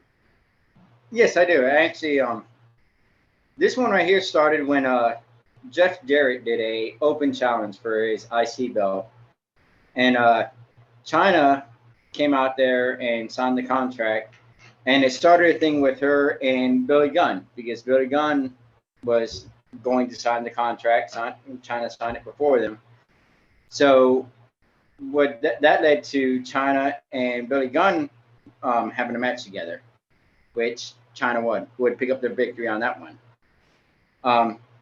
Jeff Jarrett would go on then, and that's when he would start his whole women belong in the kitchen, not in the ring, all that type stuff. And he would start hitting people, hitting women. Like he would go out after women, hitting with guitars, figure fours, all that good stuff. Let's see. They would go on to face off at Unforgiven, but then there was a screw job with our good friend Tom Pritchard, which ended up making he would reverse the decision. Chyna won the match on that match, but Tom would reverse it, so Jarrett would leave with the belt. Jarrett would still go on attacking women, doing what he had to do, and that's what led to a Good Housekeeping match. He kept saying, women belong in the kitchen, barefoot in the kitchen, and not in the ring. And Chyna stood up for the women. Great job, Mike. A couple things I want to talk about before the match, because I turned this thing on when it was just started. You guys already mentioned it, but I have to bring it up again. The Godfather and the Hose come out, first match of the night. All I have to say is this: welcome to the Attitude Era. I cannot even believe it. Hey, Kamala didn't make the Hall of Fame. You know what I'm saying? Like, the Godfather was the one that was inducted, so it just goes to show. We obviously listen to a lot of podcasts, and we know a lot about what happened back then because of what we've listened to. Just so everybody at home knows, they used to go to gentlemen's clubs and pay these women to come on the show. That is a fact. That actually happened. Welcome to the Attitude Era. Yeah, he'd come out there with the hose, and then he'd talk about rolling fatties and all that stuff. Like, they were really exotic. They were real exotic. That's what real deal. And if you go to Vegas, he still today he runs Sapphire's Gentlemen's Club. Yeah, I saw that. He seems like one of the coolest guys in the world. He does. He'll be at StarCast. Yeah, I will not be. But I have to save up for Top Guy, Anyway, there it is. And crashing Devin's wedding. So there was actually a women's championship on this card. Ivory versus the Fabulous Mula. Now, for those of you keeping score at home, yes, we talked about the Fabulous Mula from 1982 and 1986. This is now 1999. 13 years later, she is 75 years old. 75 years old. How old is Ric Flair? Woo! 72. Not quite 75, right? Or whatever I just said. Yeah. Anyway, she wins.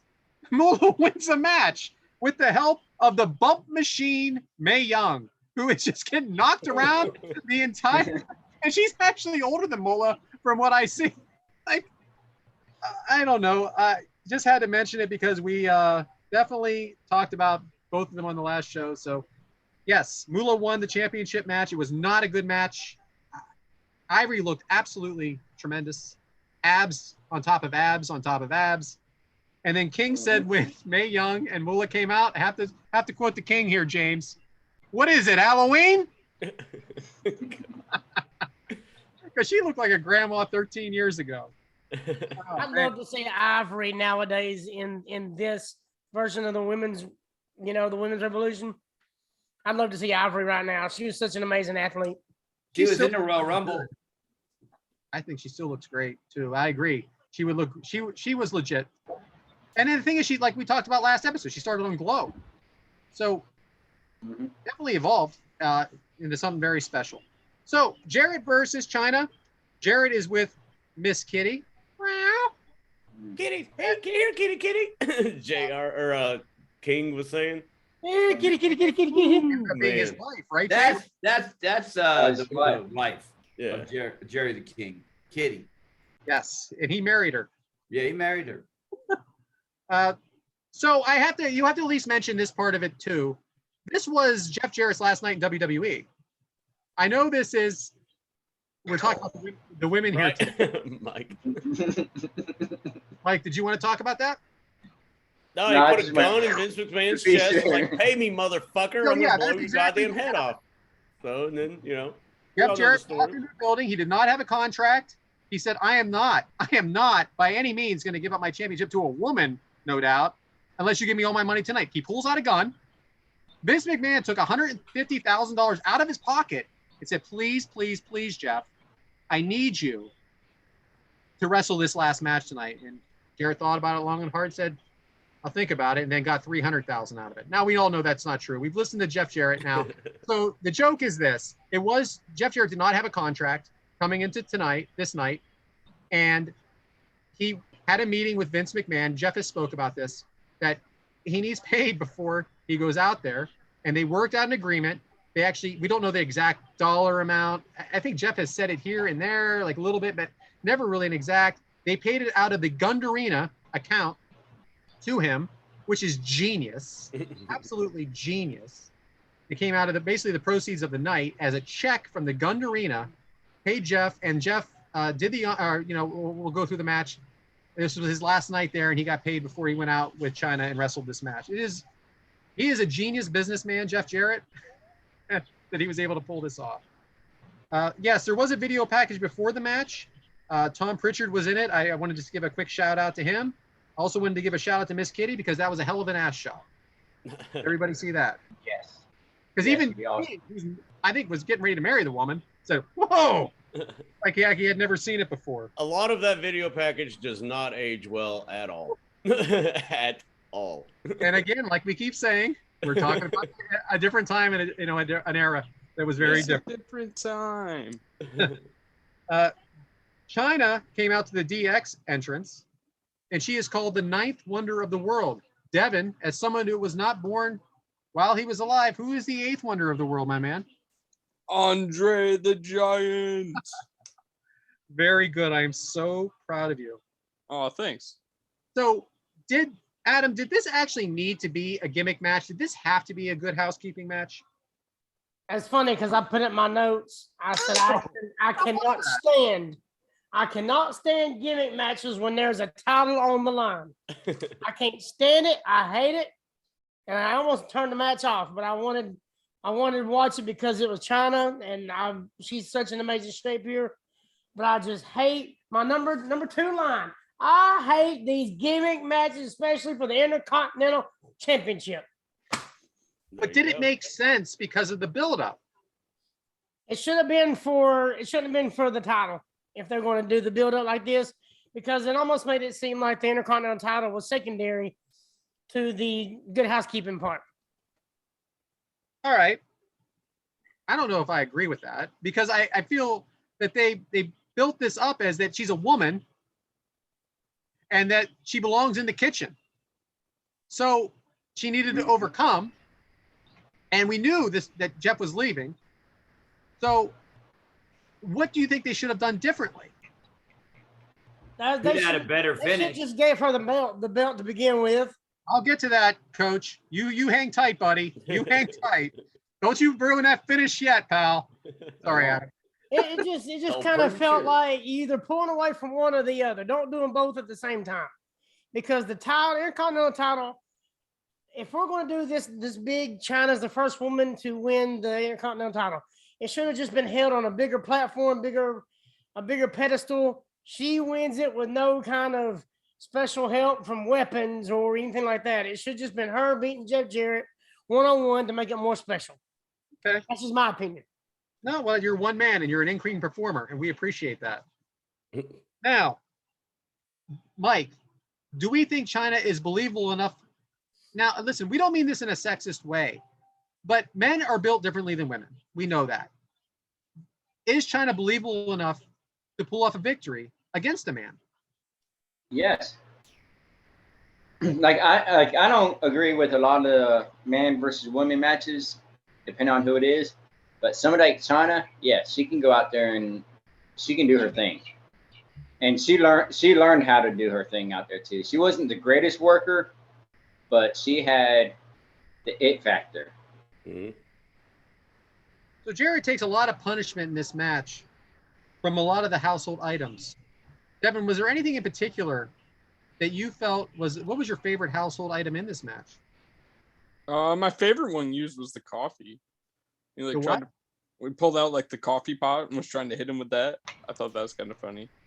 But She hit him with that pan 2 or 3 times hard as hell. Mhm. You hear that? And she smacked the shit out of him with it. Do you think that was a Vince McMahon thing? Saying, hey, this bitch just kind of got me for my money. Just make sure you sock him 1 or 2 good times. I mean, Smoke this And- motherfucker with that pan. So then that brings me to something else, Coach. Jeff Jarrett took a pie to the face and sold it like he took a pan to the face. Does that cheapen the match to you? First of all, the pie looked like it had flour in it. It wasn't like a whipped cream pie. It was a weird kind of pie. You know, I thought the best household item was the sausage or the salami.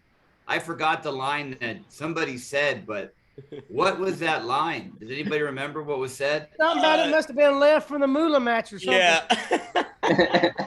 I think that was Lawler. Yep. Yeah. How good was Jerry Lawler? Gosh, oh my, he is so good. Yeah, but and go ahead. well, I was gonna say, like, even with all this, like with this match, it being Jeff Jarrett's last match, and him knowing he's gonna leave, he put on a hell of a good match. You know, doing it. He wasn't sandbagging. He didn't, do anything to make Chyna look bad. He went out there and he worked his ass off, and he did what he had to do. So He Mike, was a complete professional. I was going to save this question, but now you because of what you said, I want to continue. How giving is Jeff Jarrett? 100%. Right, because you Like, hear knowing now, like like the history and everything else, and then listen to the podcast. I mean, there's nobody better than Jeff Jarrett. he's leaving the company. He's putting on. Look, this is 1999. He's putting over a woman, and he's leaving the company. And he put her over strong. So, Mhm. James, I wanted to ask you, what did you think of that? What did you think of the crowd's reaction to Chyna?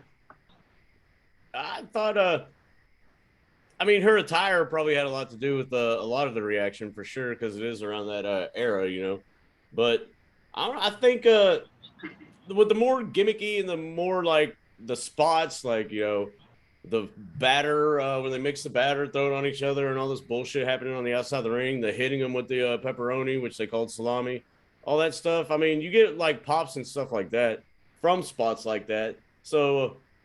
Are they popping for the spot or for the talent? I guess is kind of what I'm getting at.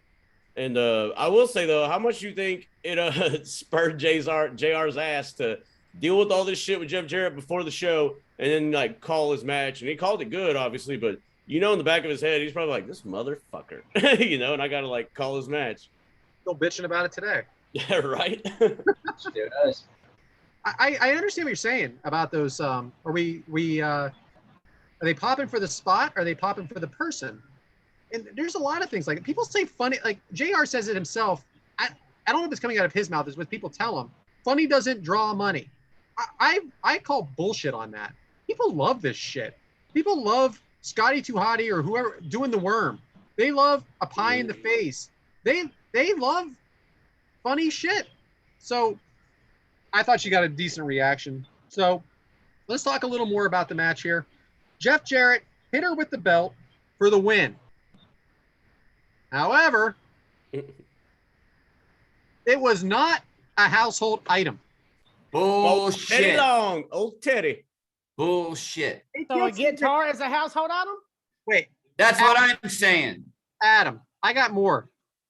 This is not a no DQ match. Did you guys realize that when you were watching There's this? rope breaks and everything. I was gonna Yeah. bring that up. There's rope breaks. Rope breaks, for God's sakes. The I wrote break- that too. rope Thank break- you. and then in the same sentence, she had tongs on his balls. Thank you.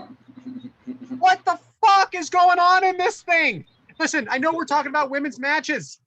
I know we're talking about the women of night, but this match is ridiculous. You're allowed a rope break, but you're also allowed to use tongs on someone's balls. All right, Yeah. fine.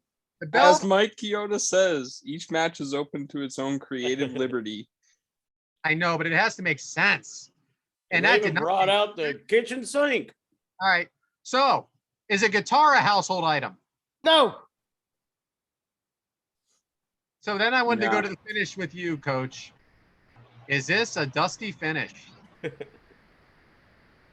I was so angry after the Jeff Jarrett thing that I was just turned off from the end of the match because I knew that they were going to give it to Chyna. I mean, even back then I said, oh, when you do that, you know, it kind of gives away the real true ending because they're not going to give it back to the guy. So it kind of threw off the end for me with Chyna.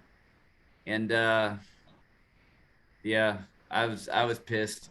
So ridiculous. Is your fist a household item? But So, how did? But It depends Teddy, where you use it. I'm but It still Teddy depends Long where you took use a it. bump. Teddy Long took a bump. So how did he see Jeff Jarrett hit her with the belt? Right.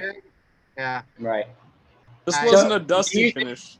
This was a Jeff Do you Jarrett think the Memphis original- finish. Yeah. Do you think the original finish was Jeff Jarrett to go over with him hitting the title? And they say, you know, when he said no, I don't think so. I don't know. I mean, he's talked about this match. What is there, 47 yeah, but he podcasts? talked about it as he was leaving. I don't know. What I'm just trying to say is that your fist is not a household item either. So, I mean, there's a lot of things open for interpretation of look, it's fun. It's a good time. I know we're just supposed to have a good time when we watch this, but it should make sense too. But I will ask you this, Devin. There was a women's title match this night. There was a women's title match this night. Does this cheapen the women's title by another woman winning the Intercontinental Championship? I don't know if it cheapens it because it was already at a status where it was pretty low. Like Mae Young was the one who won, or Fabulous Mula. I'm sorry, Fabulous Mula was the one who won it. Fabulous Mula would get absolutely destroyed by Chyna. So, Well, that's what I'm getting at.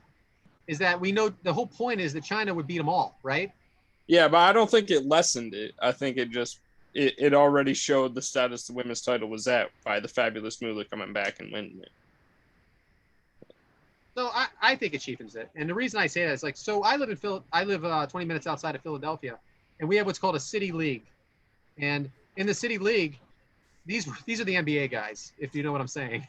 The city league does not compete in the Pennsylvania State Championship Basketball League. Why? Because they would destroy them. So to me, I feel it's almost the same. Here you have this woman that is beating men and winning the Intercontinental Championship, yet you still have this woman's title that is brought down to here. But anyway, anybody have anything else to add to this match? I thought so overall. Let me just finish it up. Chyna won with the guitar shot, which is considered a household item, and pinned Jeff Jarrett for the championship. And Chyna is your new Intercontinental Champion, a female. We thought it was important to talk about her today. There's a lot to talk about Chyna that we're not going to get into. We lost her to substance abuse. And how about this? If you really want to put over women's wrestling, why don't you let Chyna beat him clean in the ring without that BS? That Thank would you. truly put her over and advance her. And he would have Instead, done it. you cheapened it. And Jeff would have done that. Jeff would have Yeah. done that, right? Sounds like Yeah, he he would. I don't know why. Pedigree right in the middle. Boom, done. Yeah. Pin me, pay me. Isn't that what he says? Yeah, he was all. It seemed like he was all on board with putting her over, whether he was staying with the company or not. That's the way he explains it today. Now, of course, this is 2022. Now, it's easy to. I don't know. Change the narrative. Yeah, like how he was feeling at the time, I have no idea.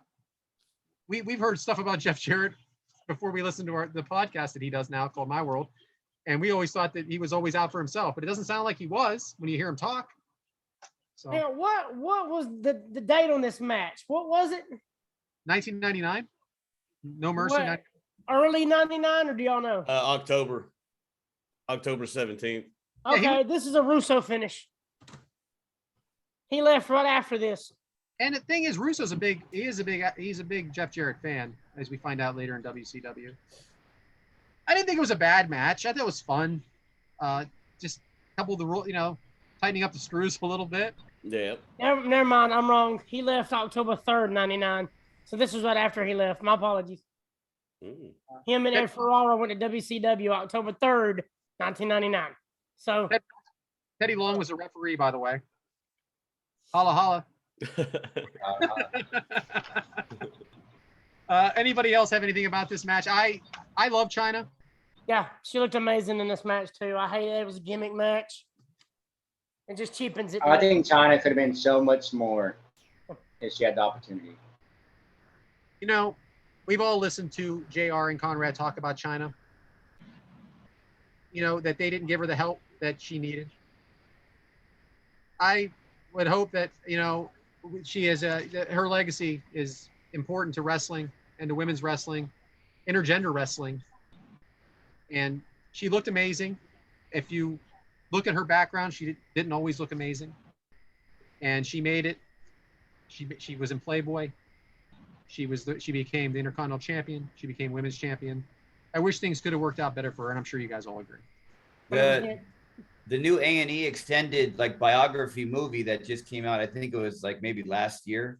Yeah, it was really good. It was made by her family and it was supported by her. It showed, everything that she had to go through. I mean, not only from before she became a wrestler, but imagine working for a company when the guy that you were dating and was heavily involved with is marrying the owner's daughter, and you still got to work with him and deal with all that. I mean, they didn't set her up very well. She could have been one of the greatest of all time, and she is considered that even in her short amount of time. Having said that, we all have breakups. We have to continue to get on with our lives. I don't know any one of the six of us that are a perfect 10, yet we still deal with our lives every day. So I just wish she would have got a little more help and a little more support and a little more encouragement to know that she was good enough, if you know what I mean. Great. Anyway, what do we got next, James? Oh, hold on, James. Hold on. Before we get to that, there was something I didn't have in the outline. I just want to go over real quick. It's going to be very brief. I just want to talk about TNA and Ring of Honor real quick, just before we move on to the next. TNA started in 2002, but their Knockouts division actually didn't really kick in until 2007. In the second pay-per-view, they had what's called a lingerie battle royal to determine the first Miss TNA. And not only that, on this same pay-per-view, there were women in cages doing dances. All right, so that's where that started. That was the end of the Attitude Era, the way I look at that. In Ring of Honor, we will talk about more of that in the next show. Nice. Very good way to put a bow on that match. Good housekeeping match, whatever the hell that means. Speaking of thrilling conclusions, there's been an ongoing storyline throughout these our Kick Out Crew podcast, and we took a little sabbatical, but I believe we're gonna swing back into things. I believe court is back in session. I will kick it over. I'll give Devin kick it to Devin first. Speak your piece before you get obliterated by pretty much everybody else on here. I'm gonna just cohort. Yeah, we're just touching back again on this trial over me and the rest of the kick out crew, I guess. I can't talk too much about it without my attorney needing to get involved. So I'm just gonna refer straight to him, Adam from Bama. Hey, my only thing is, other if we continue this, as far as if we bring a sentence of him to guilty, I feel like we'll go into like a bigger hole, because we'll end up, because he's within his First Amendment rights to freedom of speech, and other than that, what has he done wrong? He spoke his opinion about something, and other than that, I don't feel like he did anything wrong. So if we say he's guilty, then I feel like we're trampling over his First Amendment right. So I feel like we should just throw out all charges, and we'll just continue life normally. And I would like to speak on that. Before the verdict is actually read, I have taken time to consider things, and I'll start with this. I want to thank all the fans that have reached out to us and reached out to me and Adam, either in DM or on, I know we were getting stuff from both sides. And the overwhelming support is for Devin. And if we're really going to be a crew and we're really going to reach out to and feel the energy of our fans, I kind of have to take into what take in what they said into account. So what I've decided, based on the outpour of loving for Devin, sorry, it's hard for me to lose. That doesn't happen very often. I'm going to withdraw all charges. Another reason is the only person that supported me was Ed Prather. So once Ed threw his support my way, I knew that I was definitely wrong. Yeah, it turns into a mistrial on that. Yeah.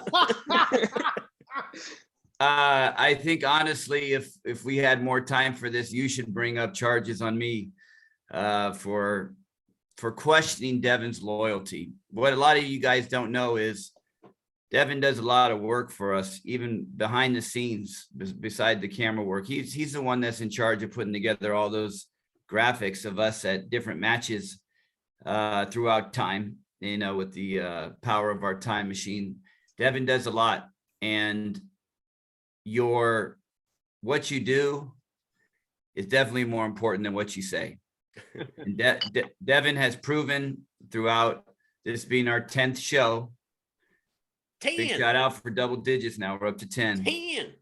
I'm going to ask the rest of the people in our kickout crew if they will accept my petition to withdraw all charges and without prejudice, and I lay my mercy on the court and I ask for forgiveness for wasting your time dealing with this fine gentleman, Devin. It wasn't a waste of time. I enjoyed it. And all in all, we're a family now. So, there's always going to have squabbles, but all in all, it was fun, and I think it actually brought us closer together. So I actually enjoyed it. Use your words wisely, young man, and don't go on other podcasts. Now that you know how we feel, you're okay in my book. I just want to say thank you, Coach. Thanks for finally coming to your senses and realizing I'm a good, loyal guy. Nobody likes a bad wait a minute. No, in actuality, it was a lot of fun. Honestly, it was fun going back and forth with all this. But yeah, glad that we won. And Adam, you're 1-0 as an attorney. Congratulations. You can take the rest of the week off. Oh, well, that'd be great. God, that'd be great. Case dismissed. I said we both won in that one. So I need to take a break. I'm going to take a break a second. Okay, great.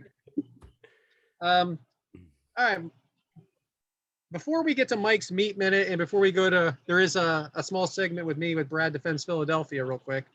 I do want to mention a couple more fan questions, if you don't mind. I have a terrible time of keeping this straight, so I just wanted to. What about reviews? Do we have any more reviews also? Can someone key up Brian Haremza's review while I'm doing this? So this one comes from Bryant actually too, is his question. Hey, and if you know Bryant, there's a picture circulating of Vince McMahon jumping down the ringside steps.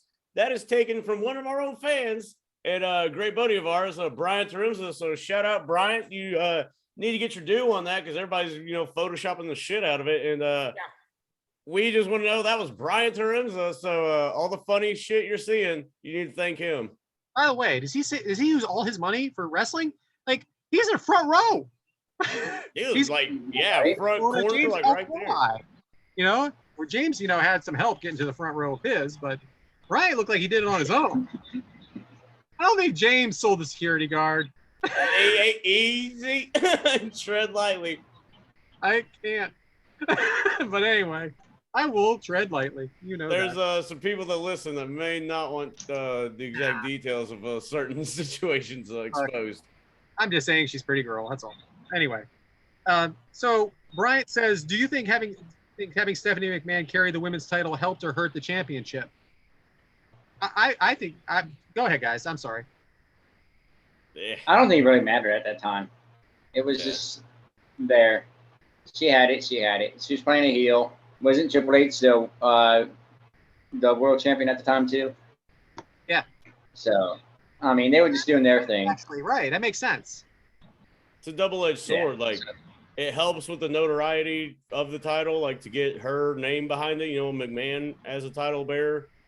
But quality and wrestling work rate wise, I guess it could be seen as a setback. But it's not like they were, blowing the house down every night. But like anyway. we said, Mula won it. So yeah. What are we talking about? Right. And one more here. Do you think WWE mistreated Chyna and Lita? I believe they did, from Frank Bruno on her way out. We've addressed Lita it. on the way out was completely disrespectful. And what I say with Chyna is they didn't give her the help she needed. Yeah. And what they do for a lot of these performers, they came up short with Chyna for sure. Yeah. And we know why. Yeah, because they do it for non-performers. They do it for people that's not even in the company now. So for them, not to do it for Chyna, I agree. Now They again, didn't do it. we're talking 20 years ago. We always got to put in perspective here. The HR isn't the HR today as it is then. Just keep that in mind. There's a lot of things that are accepted today that were definitely not accepted then, and vice versa, as in they accepted it back then and not today. Yeah. So anyway, those were the two questions. So I think it's Mike Meatman time. I think it is. Mike Meatman. If I cut in front of that real quick, I'm sorry. I just pulled up Getting it ready. Brian's review. Oh, I'm sorry. Forgot about Brian again. Sorry to cut you off, Mike. But Brian's review, Brian says, subject line. Brian's the host. He rated it 5 stars. He says, the show is fantastic. Everybody plays a part of the show, of each show, and is great with what they do. I can't wait to hear the continuation of the court case. Well, it's ended now. Brad always has great FMK games. James is a great host, leading everyone around. Coach Rosie finally got better internet. Your show. Great wrestling insight from Adam. Mike's Meat Minute. This show has it all. Love the wrestling talk, and always great for a good laugh as well. So I want to say thank you for the comments on everyone else but me, Bryant. And Bryant, your check is in the mail. Thanks for calling me the host. Wait a minute. Bryant put you over on Twitter, though. He did say he enjoyed listening to you talk about NWA. I know. There you go, you asshole. I talked to Bryant the night that he was on Raw for probably an hour or two, so he's a good guy. I was just busting him. He's like a real good dude. It's our fans' show. It's not our show. We do it for the fans. We'll meet him first Top Guy Weekend, right? Yeah. All the one of us. Right, Devin? Yeah, sorry. All right. If you were getting married a month after that, it would be cool to crash your wedding. Just a year all and of a us month just kick after. out crew attire and just fucking crash the wedding. A year and a month. There's no reason for him not to go. Wait, I thought you said October 2022. 2023. What the fuck? We'll talk about this off air. Back to Mike. Yeah, moving forward, we're gonna have another case against this asshole. Hopefully out next year too is what we're getting at here. That's 2 years in a row. Yep. All right, so I'm gonna do something quick and easy, and That's what I'm gonna do he a said. always, and this is always great. It's fantastic. I'm gonna do a smoked pizza. So for those of y'all that have like a pellet grill or a little smoker, you can either make your own pizza and do your little thing. You can buy frozen pizza. Sometimes I like to take French bread, buy a loaf of French bread, slice it in half, and make my pizza on that. But you do it, put your toppings on it the way you have to do. Throw it in the smoker for about on like 250. Let it sit for about 45 minutes to an hour, and pull it off.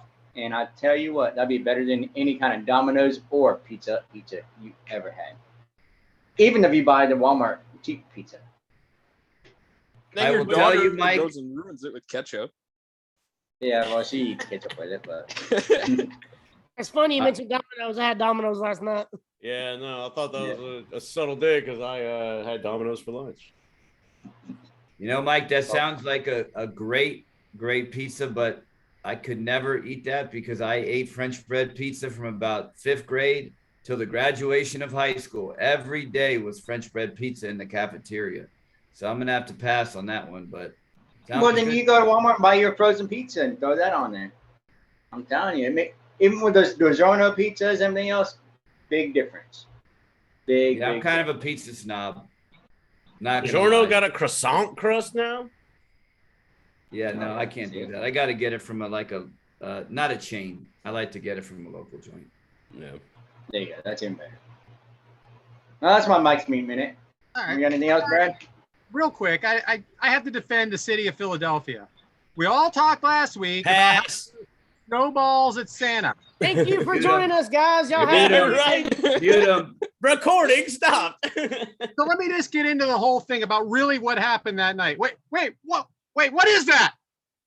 Mr. Stanton, I am not going to be here and let you talk about this great city of Philadelphia. It is not a great city of Philadelphia. It is a piece of shit city of Philadelphia. The great state of Rhode Island would never do something like this. However, let me read a story from the Bucks County Courier-Times that took place just 2 months ago, which I believe is 10 minutes from you. 2 brothers at the Golden Corral in Bensalem fighting over the last piece of steak in the buffet line. Chairs were thrown. Curses were made. Racial slurs. This is the city you are talking about? This city is not worth the time. And that's all I have to say. Enough of your bullshit and go Pats! Rhode Get Island the fuck section. off our shit, Anthony. Don't you ever talk to Brad that way again. Anthony. Don't disrespect Brad's city. You know what, Anthony? Go screw yourself, pal. You're a piece of shit in my Who eyes. gave him the code? Who gave him the code? Fucking hacked our Zoom. Brad, forget about him. Come back on. Brad, come back on. Forget him. He knocked Brad out, didn't he? Look, he's making him sweat. Look at that armpit ring. Guys, what happened? Oh, yeah. Looks like you got a chair shot to the head, and then Anthony Powers went on a rant. Did you get busted up in the hard way? I remember just talking about that the Santa was, I don't know. Sorry, guys. I don't know what Somebody happened. come into your fun house. I don't know. I don't know. They hacked your computer. Someone just threw the rest of my beer in my face. All I heard was they Rhode opened up Island your forbidden sexiness. door of the funhouse. Dude, somehow Anthony got into the call. I have no idea on how he got into the call. I want Devin to check in on that. He's our IT specialist. I think he broke into Brad's house is what happened. Devin is a good IT specialist unless it has to do with Google Drive. Then he has no fucking clue what anything is. Man, my head hurts now. Shout out to Google Drive. I'm sorry, guys. I'm sorry I lost it there for a minute. I'm glad somebody knocked you out about Philadelphia because Philadelphia is definitely not the city of brotherly love. Yeah, trash. Oh, Shout out to all our fans in Philly. Yeah, I know. Sorry, guys. James, sorry about that, man. I don't know what happened. Yeah, you're good. I mean, hey, Talking about Philadelphia takes it out of me too. Believe me. I don't Coming from the blame you. guy from Alabama, let's talk about Philly. Yeah. Well, guys, Hey, you're the host, James. Yeah, no. He's Well, not the host. You're the host. Go ahead, James. exciting thrilling conclusion. And up next, I believe on our agenda, it says next week info. So the info for next week is. So we want to put out a Twitter post so we're going to be covering matches from the Ruthless Aggression era to the Divas era. A lot out there. We like we said earlier in the show, as long as all schedules line up, she does live in Alaska. Have special guest Brandy Wagner, Brandy from Alaska, is going to help us with the Shimmer part of this, Pro Wrestling Eve, and whatever else we missed, because we missed plenty, believe me. And we have not picked the matches yet. I do believe she sent us a Shimmer match that none of us have viewed, I promise you. And we want to put it out on Twitter. So we're going to go from Ruthless Aggression to the Divas era. Now, be careful with the Divas era, because there's a point there where it becomes the Women's Revolution era. So we want to put it out there. We're going to do that today. So this is for nothing, this conversation. Because we're going to do it now. And we want to know what you want to hear about, because a lot of us weren't watching then, believe it or not. A lot of us were not watching then. I was just becoming a father. James, you weren't watching then, correct? The Ruthless Aggression? Pretty much, yeah, pretty much from like Mike, 02, 03 till about 18. no. Evan, you were 6. So I was fully into it. I was getting back into it for a little while. I got back into it. watching, and I left when The Rock left, and you and were I came actually back wrestling. when The Rock came back. That's You were how it actually went for wrestling me. now, Adam, right? Do I know? And during the Ruthless Aggression, you were started wrestling, right? Yeah, that's when I started. Yeah, 01, 99 to 01, 02. So having said that, we need help, and we're willing to watch whatever you guys want us to watch. So by the time you see this, it'll already be done. So, Well, thanks for the matches you picked. Right. so James, whatever. That was bullshit. You know what? He hit me in the head too hard, whoever that guy was. Exactly. It is gonna be cool to have Brandy on here. I know, we're 6 dudes talking about women's wrestling, but to get a female's perspective, and she can enlighten us on some more things that maybe we don't see or respect as much, because especially with the current week that we've had in our country of USA, women do need to be shown a little bit more respect. So it's going to be good to have her on here, because they are people, and I don't know why they're branded as second-class citizens, but that's a different topic. But it's going to be good to have Brandy on here and bring more enlightenment to our fans also about women's wrestling too, because it's not our show, it's your show, it's the fans' show. We just do it, that's all I got. I do want to say I'm going to not end, but as we're wrapping up this episode, I would like to quote from one of my favorite groups, the Dave Matthews Band. Pick me up, love, from the bottom up to the top of every day. Pay no mind to taunts or advances, because I'm going to take my chances on every day. And I feel like that's something that we all should strive to do. There's a crazy world going on, and it seems to only be spiraling further and further down the toilet. The past 2 years have been completely insane, and you can't script that shit. So we all need to do better, be better, and when life pins you down, kick out at 2, because that's what we do.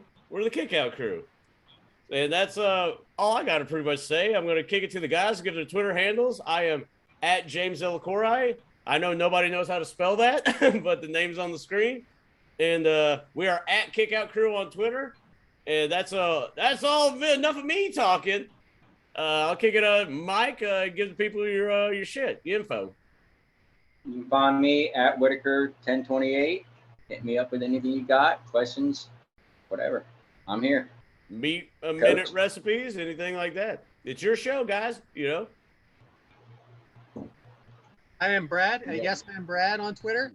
I want to thank James Sorensen for doing a nice cameo for us from. Thank you.